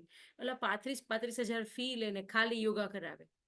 યોગા કરવાથી મનની સ્થિતિ નથી બદલવાની, મંત્ર બોલવાથી મનની સ્થિતિ નથી બદલવાની. એ બચ્ચું તમારી સાથે, તમારા એક એક કોષની સાથે ઘડાયેલું છે. તમને ખબર, જ્યારે બચ્ચું પેટમાં હોય ને ત્યારે દર 1 મિનિટે બચ્ચાના 8,10,000 કોષ બને છે. કેટલા? પહેલા ખાલી કેવી હોય સ્ટ્રક્ચર, કેવું હોય બચ્ચાનું કે એક સ્પર્મ, પુરુષનું એક બીજ ને માનું એક બીજ, પુરુષના બીજને સ્પર્મ ને માના બીજને ઓવમ કહેવાય. તો ઈ જે સ્પર્મ છે ને એ આવે, મધર સિલેક્ટ કરે. એવું નથી કે જે પહેલા પહોંચે ઈ આવે. આ બધા સ્પર્મ હોય ને, જે લાખો સ્પર્મ માંથી મધરનું જે બીજ હોય ને, એ એક સ્પર્મને સિલેક્ટ કરશે, એમાંથી અડધું જ અંદર જાય. પછી એ એક કોષ, એમાંથી 2 કોષ, એમાંથી 3, 2 કોષ, 2 માંથી 4, 4 માંથી 8, 16, 32, 64, એવી રીતે ઈ કોષ રોજ હરેક ક્ષણે વધતા વધતા વધતા વધતા વધતા વધતા 9 મહિને કરોડો કોષોનું એક બાળક બની રહેશે. પહેલા 3 મહિનામાં બાળકના બધા અંદરના ભાગો બને છે. જેને જેને પણ કોઈ પણ બચ્ચાને હૃદય, કિડની, ફેફસા, આંતરડા, મગજ, એ બધાની તકલીફ હોય ને, સમજી લેવાનું કે પહેલા 3 મહિના માના ઇમોશન્સ બહુ ઉપર નીચે રહ્યા છે. તો પહેલા 3 મહિના આ બને છે. તો હરેક મિનિટે બાળકના આટલા બધા કોષ બને છે. અને એમાં જો તમે અડધો કલાક તમે ગુસ્સામાં રહ્યો એટલે અડધો કલાક બાળકના કોષ કેવા બન્યા? અડધો કલાક તમે દુઃખમાં રહ્યો તો અડધો કલાક બાળકના કોષ કેવા બન્યા? એ તો કુદરતની વ્યવસ્થા બહુ સારી છે કે એ બચ્ચાઓ જીવે છે. બાકી આપણા તો જો ઇમોશન પર ચાલતા હોય તો મને નથી ખબર કે કેટલા બચ્ચા હાજા આવે. અને અત્યારે અમે જોઈએ છીએ કે 3જા મહિને અને બીજા મહિને મિસકેરેજ થઈ જાય. પેલી માં એટલી બધી ડરમાં હોય અને લોકો પછી ડરાવે. સમાજ કેવો મસ્ત છે આપણી આજુબાજુમાં. આમ નહીં કરવાનું, વજન નહીં વજન ન ઉચકાય. ઓબ્વિયસલી પહેલા 3 મહિના કેવું હોય કે આ 2 કોષ બન્યા હોય, એક પછી 2-3 બનતા જાય ને એક આપણી ગર્ભાશયની એક દિવાલ ઉપર પોતાનું ઘર બનાવે, ન્યાય મોટું કરે. તો પહેલા 3 મહિના વજન ન ઉચકો પણ કામ તો કરો. બીમારી થોડી છે કોઈ પ્રેગ્નન્સી. પ્લસ આ ખવાય ના ન ખવાય. જેને દૂધ નથી ભાવતું ને એને પરાણે દૂધ પીવડાવે છે પ્રેગ્નન્સીમાં. અરે દૂધ ન ભાવે તો દહીં ખાઓ, છાશ પીવો, છે તો એનું એ જ ને બધું. પનીર ખાઓ, મોજ પડે એ કરો, ઘી ખાઓ. આ ફલાણું ફ્રૂટ ન ખવાય ને આવું ન ખવાય ને કેટલી બધી માન્યતાઓ. દોરા બંધાવશે ને કેટલું બધું કરાવશે. પણ માની મનની સ્થિતિ જ હારી નહીં હોય તો ગમે એટલા દોરા બંધાવશો કાંઈ ફરક નથી પડવાનો. ઈ દોરો તમને ખાલી માનસિક શાંતિ આપશે. ઈ શાંતિના કારણે કદાચ જે હરખું થયું હોય એ થયું હોય. બાકી કાંઈ દોરાને લેવા દેવા નથી. આ દુનિયામાં કોઈ એવું મંદિર છે કે જ્યાં બધાની 100% માનતા પૂરી થાય? 100% છે? કોઈને ખબર છે? નહીં ને. તો જે આપણે કહીએ ને મંદિરનું બહુ સત છે, સત મંદિરનું નથી, સત તમારી શ્રદ્ધાનું છે. જેને શ્રદ્ધા છે એની માનતા પૂરી થાય, જેને શ્રદ્ધા નથી એની માનતા પૂરી ન થાય.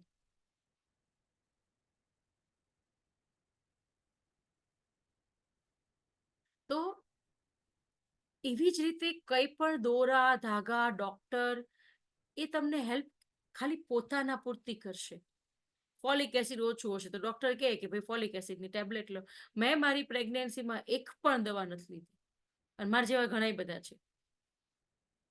વિટામિન્સ ને ફોલિક એસિડ ને બધા ડોક્ટર આપે ને એમાં જ્યાં હજુ તો ડોક્ટરના પેલા કેબિનમાં પગ મૂકે ને એમ કહીએ ને મારે પ્લાન કરવાનો છે એટલે ડોક્ટર પહેલું ફોલિક એસિડ નું પત્તું પકડાઈ દે. એટલે આપણે અત્યાર સુધી ફોલિક એસિડ વગર જ જીવતા હતા ને.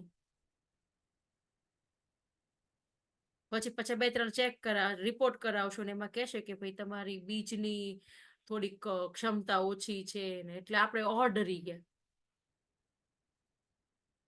પાછા હસબન્ડના પાછું એમાં પાછું 1 વર્ષ ટ્રાય કર્યું ને કાઉન્ટ ન થયું તો હસબન્ડના સ્પર્મ કાઉન્ટનો પાછો ટેસ્ટ. અને આપણો સમાજ થોડોક હજી પુરુષ પ્રધાન છે એટલે હસબન્ડ પોતાની ભૂલો માનશે નહીં કે હું બહુ માવા ખાઉં છું નથી થતું.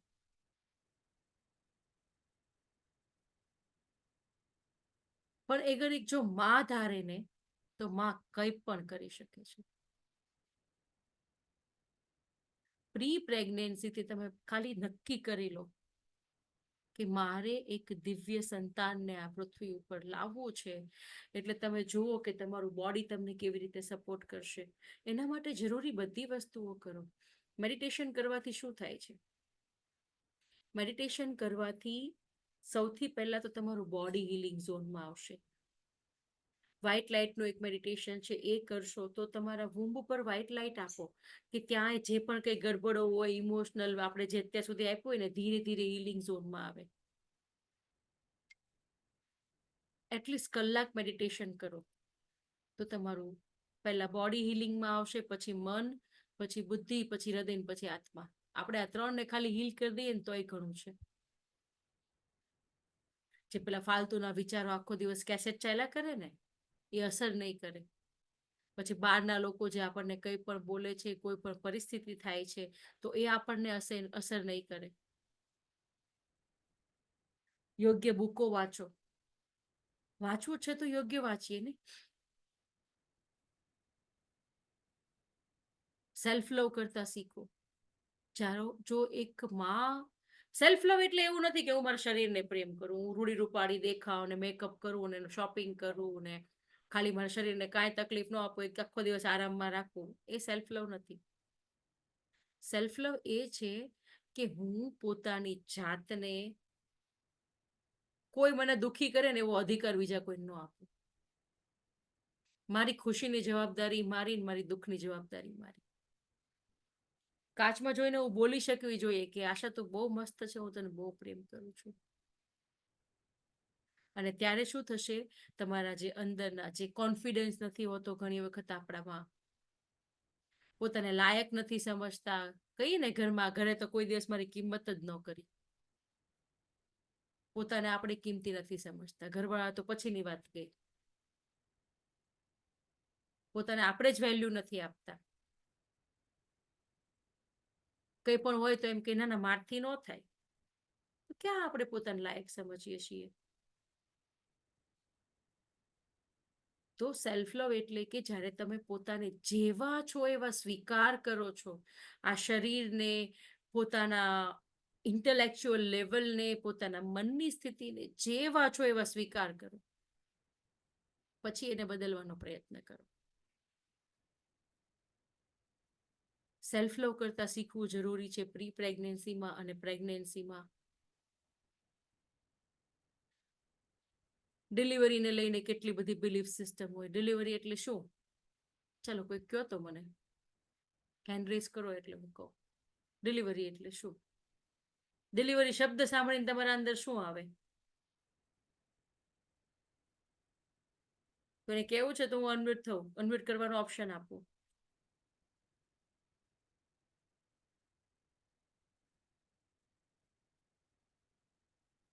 પિક્ચરમાં કેવી ડિલિવરી જોઈ છે? કેમ એ એક બેન પેલા સ્ટ્રેચર ઉપર કે પછી પેલા ઓપરેશન રૂમમાં રોજ ચિલ્લમ ચિલ્લી કરતા હોય અને બાર બધા ઉપાધિ કરતા હોય, આમ તેમ ચાલતા હોય. આપણે એવી ડિલિવરી પિક્ચરમાં જોઈ છે ને. પ્લસ ચલો પિક્ચરને છોડી દઈએ, આપણા મમ્મી, આપણા દાદી, આપણા નાની, એ લોકો ડિલિવરીને શું નામ આપે? એમ કે ને કે સોયમાંથી શ્રીફળ કાઢવા જેટલું અઘરું કામ છે. પણ તમને ખબર છે કે delivery is really beautiful process. એના જેટલું સુંદર અનુભવ બીજો કોઈ છે જ નહીં.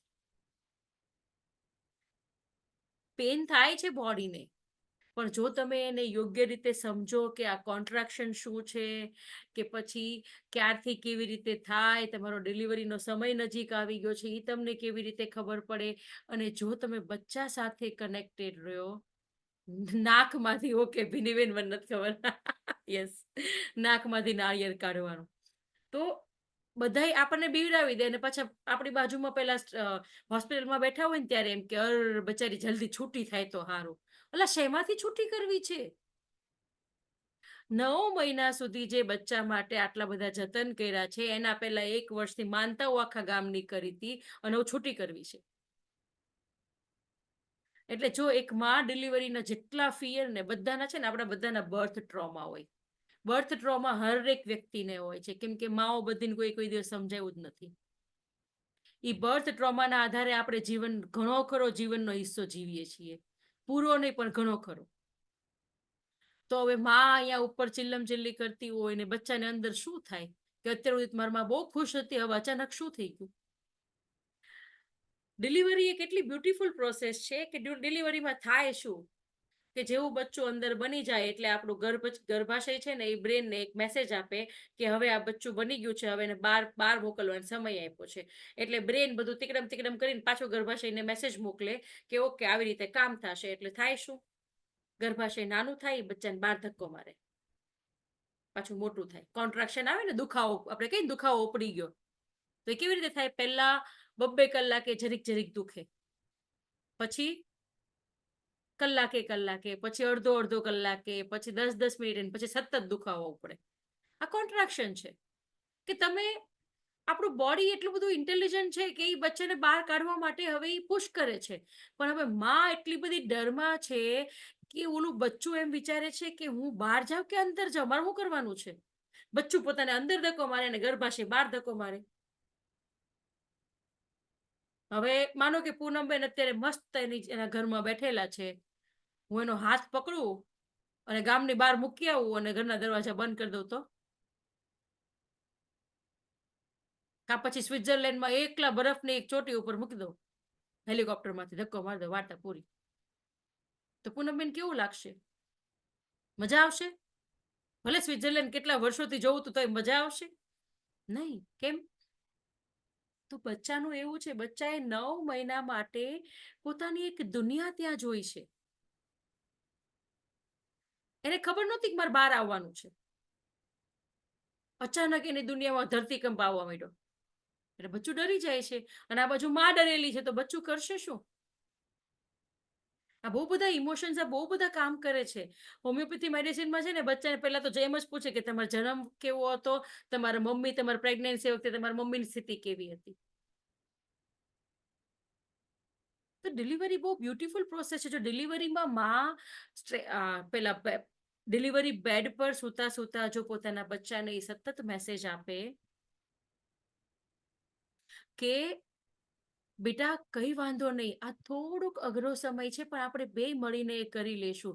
હવે તારે મારા ગર્ભમાંથી નીકળીને, મારા પેટમાંથી નીકળીને મારા ગળે મળવાનો ટાઈમ આવી ગયો છે, અને મેં આ કર્યું છે. મારી ડિલિવરી ખાલી અડધો કલાકમાં થઈ છે, અને હું 94 કિલોની હતી. વિચાર કરો, ડિલિવરી વખતે જાયન્ટ મસ્ત.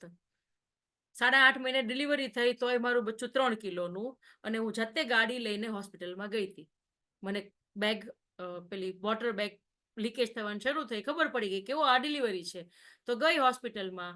પછી ત્યાં દાખલ થઈ, રવિવારનો દિવસ હતો એટલે ડોક્ટર નહોતા આવ્યા. પછી એને બધી પ્રોસેસ ચાલુ કરી. 9 વાગે કોન્ટ્રાક્શન શરૂ, ને 9:27 મારું બચ્ચું બહાર. અને એવું નહીં કે પહેલા થોડા કોન્ટ્રાક્શન શરૂ થયા અને પછી વધારે એમ કહીને બચારાને કેટલી પીડા નથી એ. જો એક માં પોતાને તૈયાર કરે, પોતાના બચ્ચાને તૈયાર કરે ને, તો ડિલિવરી બહુ ઈઝી છે. અમે ગર્ભ સંસ્કારના ક્લાસમાં કહીએ કે માઓને કે 8મો મહિનો પૂરો થાય એટલે આ શરૂ કરી દો. બચ્ચાના જન્મ પછી તે દૂધ નથી આવતું ને આ નથી થતું ને હું કઠોળ ખાસ તો બચ્ચાને ગેસ થઈ જશે ને, કેટલી માન્યતાઓ અલા હદ જ કરી નાખી છે. તમે કઠોળ ખાઓ છો, ઈ કઠોળ પેલા તો તમે ચાવો છો, તમારા બે પેલા શું કહેવાય, મને ગુજરાતીમાં બોલો ભૂલાઈ ગયું, અન્નનળીમાંથી પાસ થાય, પછી 2 વખત પ્રોસેસ થાય, ઝીણું ઝીણું થાય, પછી એમાંથી વધારાનું સ્ટૂલમાં જાય, ને પછી એમાંથી પાછું તમારા બ્લડમાં જે વિટામિન્સ જે જરૂર છે એ ભળે, ને એ બ્લડમાંથી તમારા બ્રેસ્ટની વેનમાંથી બચ્ચાને દૂધ મળે છે. તો કોણ કે તમારે કઠોળ ખાવાથી બચ્ચાને ગેસ થાય?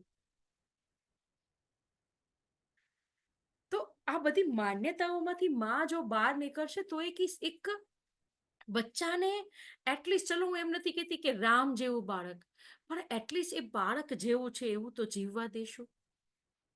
તમને ખબર છે કે એક બાળક જ્યારે આપણા વૂંબમાં આવે ને, ત્યારે કોરી પાટી જેવું હોય. એના પર તમારે ચિતરા ભમરડા કરવા હોય તો એ કરી શકો છો, તમે એના પર કોઈ ડિઝાઇન પણ બનાવી શકો છો. આપણે એ કોરી પાટીમાં જે નાખશું ને એ જાશે. બાળક એક એક સ્પોન્જ જેવું છે.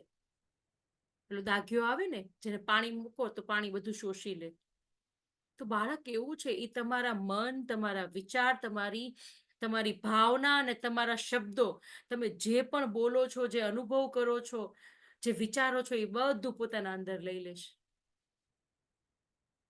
તો એક માને કેવું હોવું જોઈએ?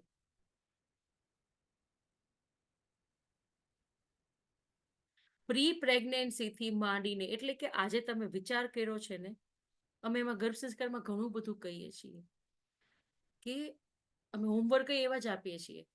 હોમવર્ક કેવા આપે કે આજે તમારે નક્કી કરવાનું છે કે તમારા અંદરના સારા ગુણો કયા છે એ લખો, ને તમારા અંદર તમને એવું લાગે છે કે બદલવા જેવા ગુણો કયા છે. તો પહેલા અહેસાસ તો થાય કે મારા અંદર કંઈક બદલવા જેવું છે. બાકી તો આપણે બધા પોતાને જેમ્સ બોન્ડ જ માનીએ છીએ, પરફેક્ટ. અને પાછા વાક હંમેશા બીજાના કાઢીએ, તમે આવું કર્યું ને એટલે મેં આવું કર્યું. તો બચ્ચું એ જ શીખવાનું છે. બચ્ચું એ જ બાના કાઢતા શીખશે. બધા જ બચ્ચા જે કોઈ પણ માના ગર્ભમાં આવે છે ને, બહુ જ ડિવાઇન છે. પણ આપણે એની દિવ્યતાને છે ને, ધીરે ધીરે ધીરે ધીરે આપણું બધું એને આપતા જઈએ છીએ. ઘણા બધા કેસીસ એવા છે કે જેના માતા પિતા એકદમ કાળા હોય ને બચ્ચું એકદમ ગોરું બની જાય. એકદમ ગોરું એટલે માતા પિતા સાઉથ આફ્રિકન હોય ને બચ્ચું બ્રિટિશ બને, એવા ડિફરન્સીસ આવે છે. કેમ કે આ લોકો એક નિર્ણય કર્યો હતો કે અમારે આવું બચ્ચું જોતું છે. હમણાં રિસેન્ટલી જ અમારે એક કેસ છે કે અમારા ડોક્ટર મમતા કરીને છે, તો એને એવું હતું, હસબન્ડ વાઈફ બંને એવરેજ લુકિંગ છે અને હસબન્ડનો કલર થોડોક વધારે શ્યામ છે. તો એ કે મારું ગોરું બચ્ચું જોતું છે, બસ દીદી. તો કાંઈ નહીં, પણ ગોરા બચ્ચાનું પિક્ચર લગાડ ને રોજ એને કહે છે કે થેન્ક યુ ફોર લાઈફમાં આવવા માટે, અને બચ્ચાને ઇમેજિન કર તો એનું બચ્ચું એટલું બધું રૂપાળું છે ને, કોઈ ન રમાડું હોય ને તો એ પરાણે રમાડે, એટલા બધા રૂપાળા છે. બંને બચ્ચા એવા થયા છે. કેમ? કેમ કે એક માએ નક્કી કર્યું હતું. આપણે તો બહારની રૂપની વાત નથી કરતા, એને કામ એટલું કર્યું હતું. એને પોતાની પ્રેગ્નન્સીમાં 36 બુકો વાંચી, 9મા મહિના સુધી રોજ 5 વાગે કેમેરો ઓન કરીને ધ્યાન કરતી 1 કલાક. પોતાને ઓસીડી માંથી એને બહાર કાઢી. ઓસીડી એટલે એક કમ્પલ્શન ડિસઓર્ડર આવે એવો, કે જેમાં એને વિચારવાનું ઓસીડી હતું. એટલે એને ન વિચારવું હોય ને તો એને વિચાર જ કરે એનું મગજ, અને લાસ્ટ કેટેગરીનું વિચારે. જેમ કોઈને પેલી કેમ સાફ સફાઈનું આમ જરા કઈ ટીપું ઢોળાયેલું ના ચાલે, એને ઓસીડી જ કહેવાય છે. એમાં સ્ત્રીઓને વધારે ઓસીડી હોય પણ ખબર નથી પડતી કે આનું ઓસીડી કહેવાય. એમ કર્યા કરીએ, મને ચોખ્ખાઈ ગમે બસ. અને પછી આટલી બધી મોટી મોટી ડીંગો મારીએ ને કે મને તો જરાય ગોબરું ન ચાલે. શરીરની અને મનની અંદર ભલે ને ગમે એટલા જે ઝાડા બાજી ગયા હોય, એને સાફ નથી કરવા.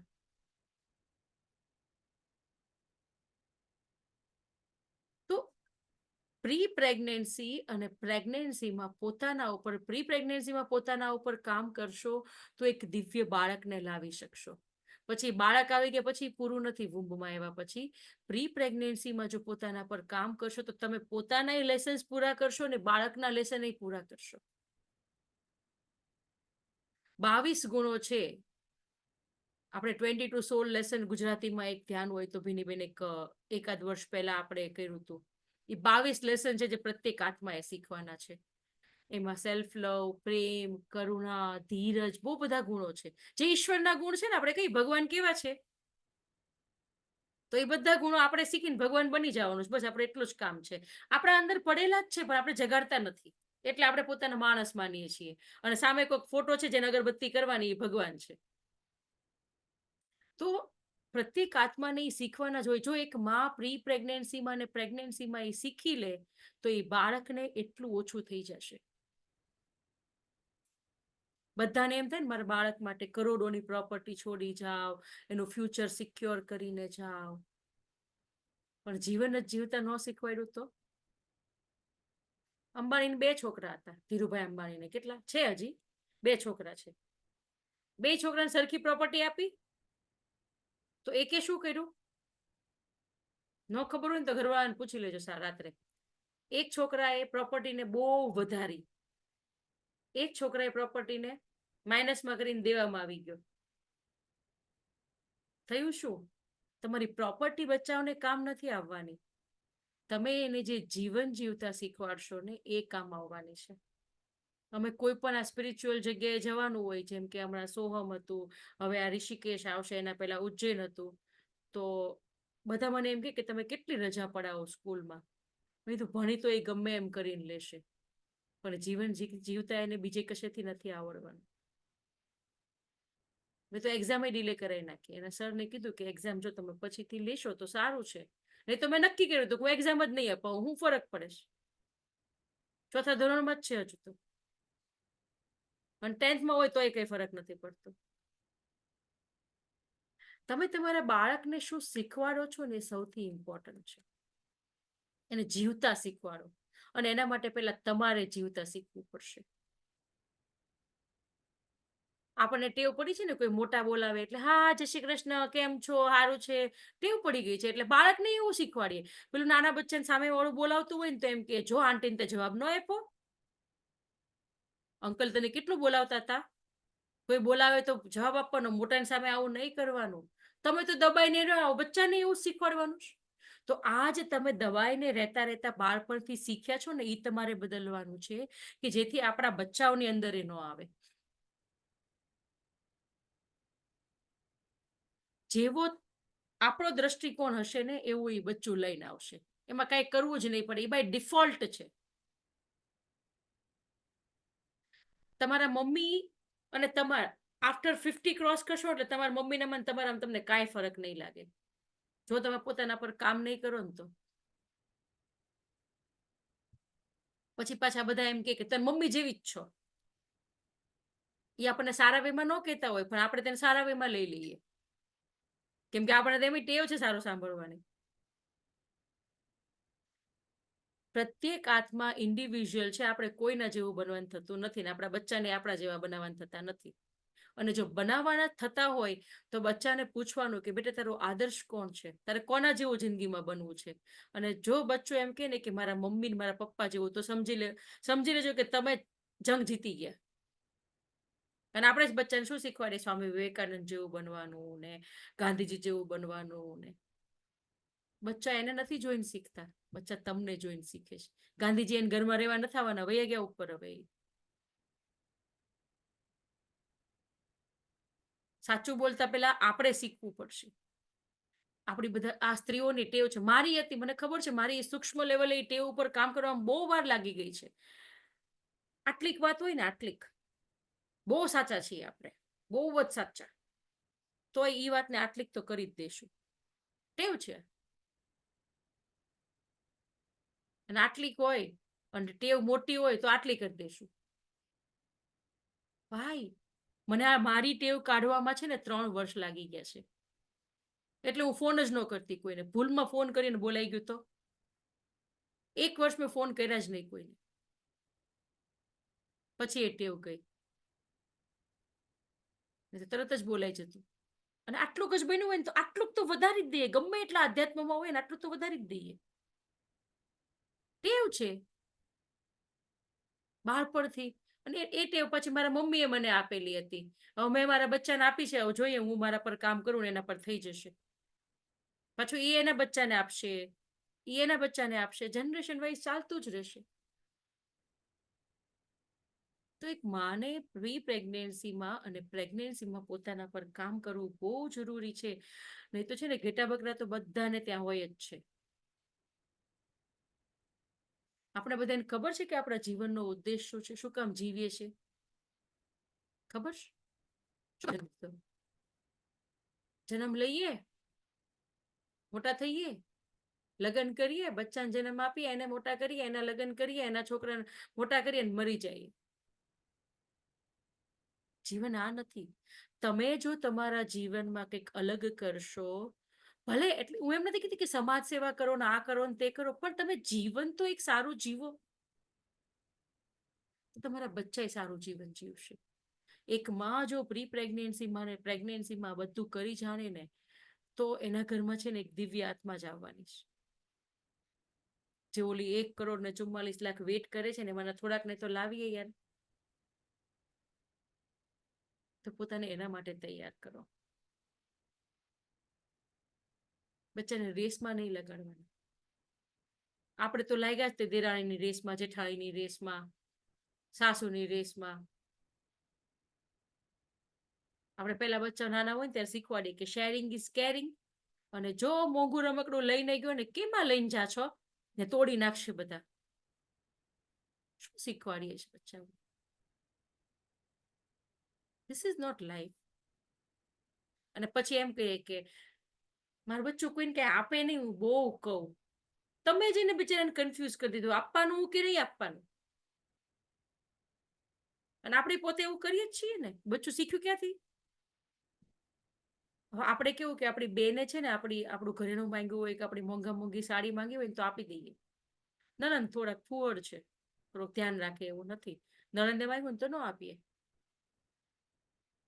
આપણે જ પાર્શિયાલિટી કરીએ તો બચ્ચા તો ઓટોમેટિકલી કરવાના છે. અહીંયા બદલશો ને એટલે એ તમારા ગર્ભમાં ને એ જે બચ્ચું હશે ને એ કેવું આવશે એનો તમને કોઈ અંદાજો જ નથી. નટખટ હશે, સુપર નટખટ. કેમ કે કૃષ્ણ નટખટ હતા ને. બધાને કેવું પાછું કૃષ્ણ જેવું બચ્ચું જોઈએ છે, પણ એ તોફાન કરે એ નહીં ચાલે.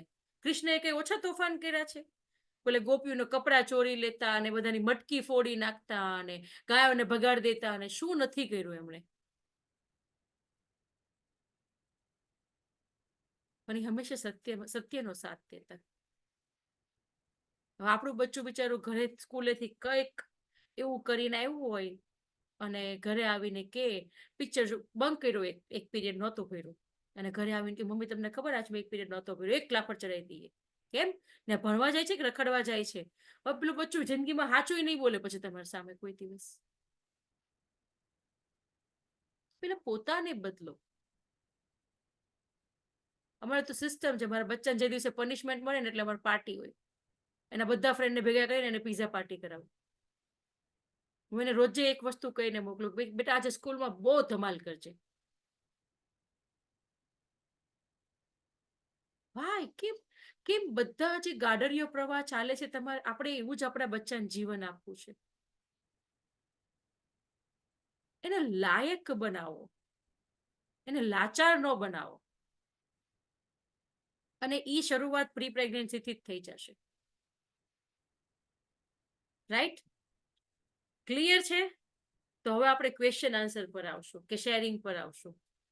કોઈને કંઈ પણ પૂછવું હોય, કંઈ પણ શેર કરવું હોય, કંઈ પણ કહેવું હોય તો કહી શકો છો, પૂછી શકો છો, શેર કરી શકો છો.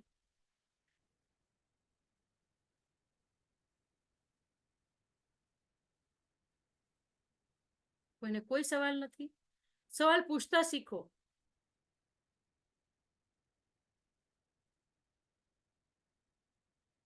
યસ ભીનીબેન, થેન્ક યુ ભીનીબેન, સૌથી પહેલા તો કે તમે અમને આ સેશન લેવાનું કીધું એના માટે thank you. Thank you. Thank you. Thank you દીદી તમને. તમે દીદી આટલો ટાઈમ કાઢીને મને તરત હા પાડી અને કીધું કે આપણે સ્પેશિયલ સેશન કરીશું એમ.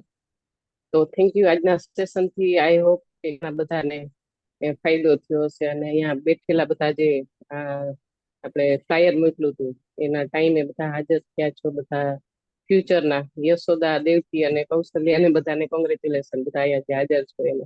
તો થેન્ક યુ બધાને અને કોંગ્રેચ્યુલેશન બધાને. યસ. આ લોકો દીદી ને મારા ઘરે આવ્યા ને ત્યારે એ ગયા શનિ રવિ રોકાણા હતા ત્યાં વાડીએ. તો એ લોકો બહુ બિઝી હોય છે ફ્રેન્ડ. અને એના બિઝી શેડ્યુલ માં એ લોકોએ 2 કલાક સ્પેશિયલ આપણા માટે ફાળવ્યા છે. કે અને જનરલી એ લોકો ગુજરાતીમાં નથી રાખતા ગર્ભ સંસ્કારના જે સેશન છે. પણ આપણી રિક્વેસ્ટ ને માન આપીને એમણે સ્પેશિયલ સેશન ગોઠવ્યું છે કે આપણે પીએમસી ગુજરાતી ઉપર ગુજરાતીમાં સેશન રાખશું. આપણા ગુજરાતના બધા જે માસ્ટર જેને આવી રીતના પ્રેગ્નન્સીમાં પ્રોબ્લેમ છે અથવા તો જેને કન્સીવ નથી થતું એના માટે સ્પેશિયલ એ લોકોએ સેશન રાખ્યું. તો એના માટે દિલથી ધન્યવાદ ભાવિના દીદી અને આશા દીદીને. થેન્ક યુ દીદી, થેન્ક યુ. અને પ્લીઝ જેને કાંઈ ક્વેશ્ચન હોય એ તમે તમારું શેરિંગ કરી શકો please. Thank you Bhiniben, you are awesome. Thank you. Thank you. Bhiniben છે ને પોતાના આખા એક સ્વરૂપમાંથી નીકળીને એક અલગ સ્વરૂપમાં આવ્યા છે, ને એ હંમેશા એ જ વિચારે છે કે હું લોકોને કેવી રીતે મદદ કરું. અને ભાણવડના બધા females, hats of to you. Thank you. Yes, કોઈને કંઈ પૂછવું હોય તો પૂછી શકો છો, કંઈ શેર કરવું હોય તો કરી શકો છો.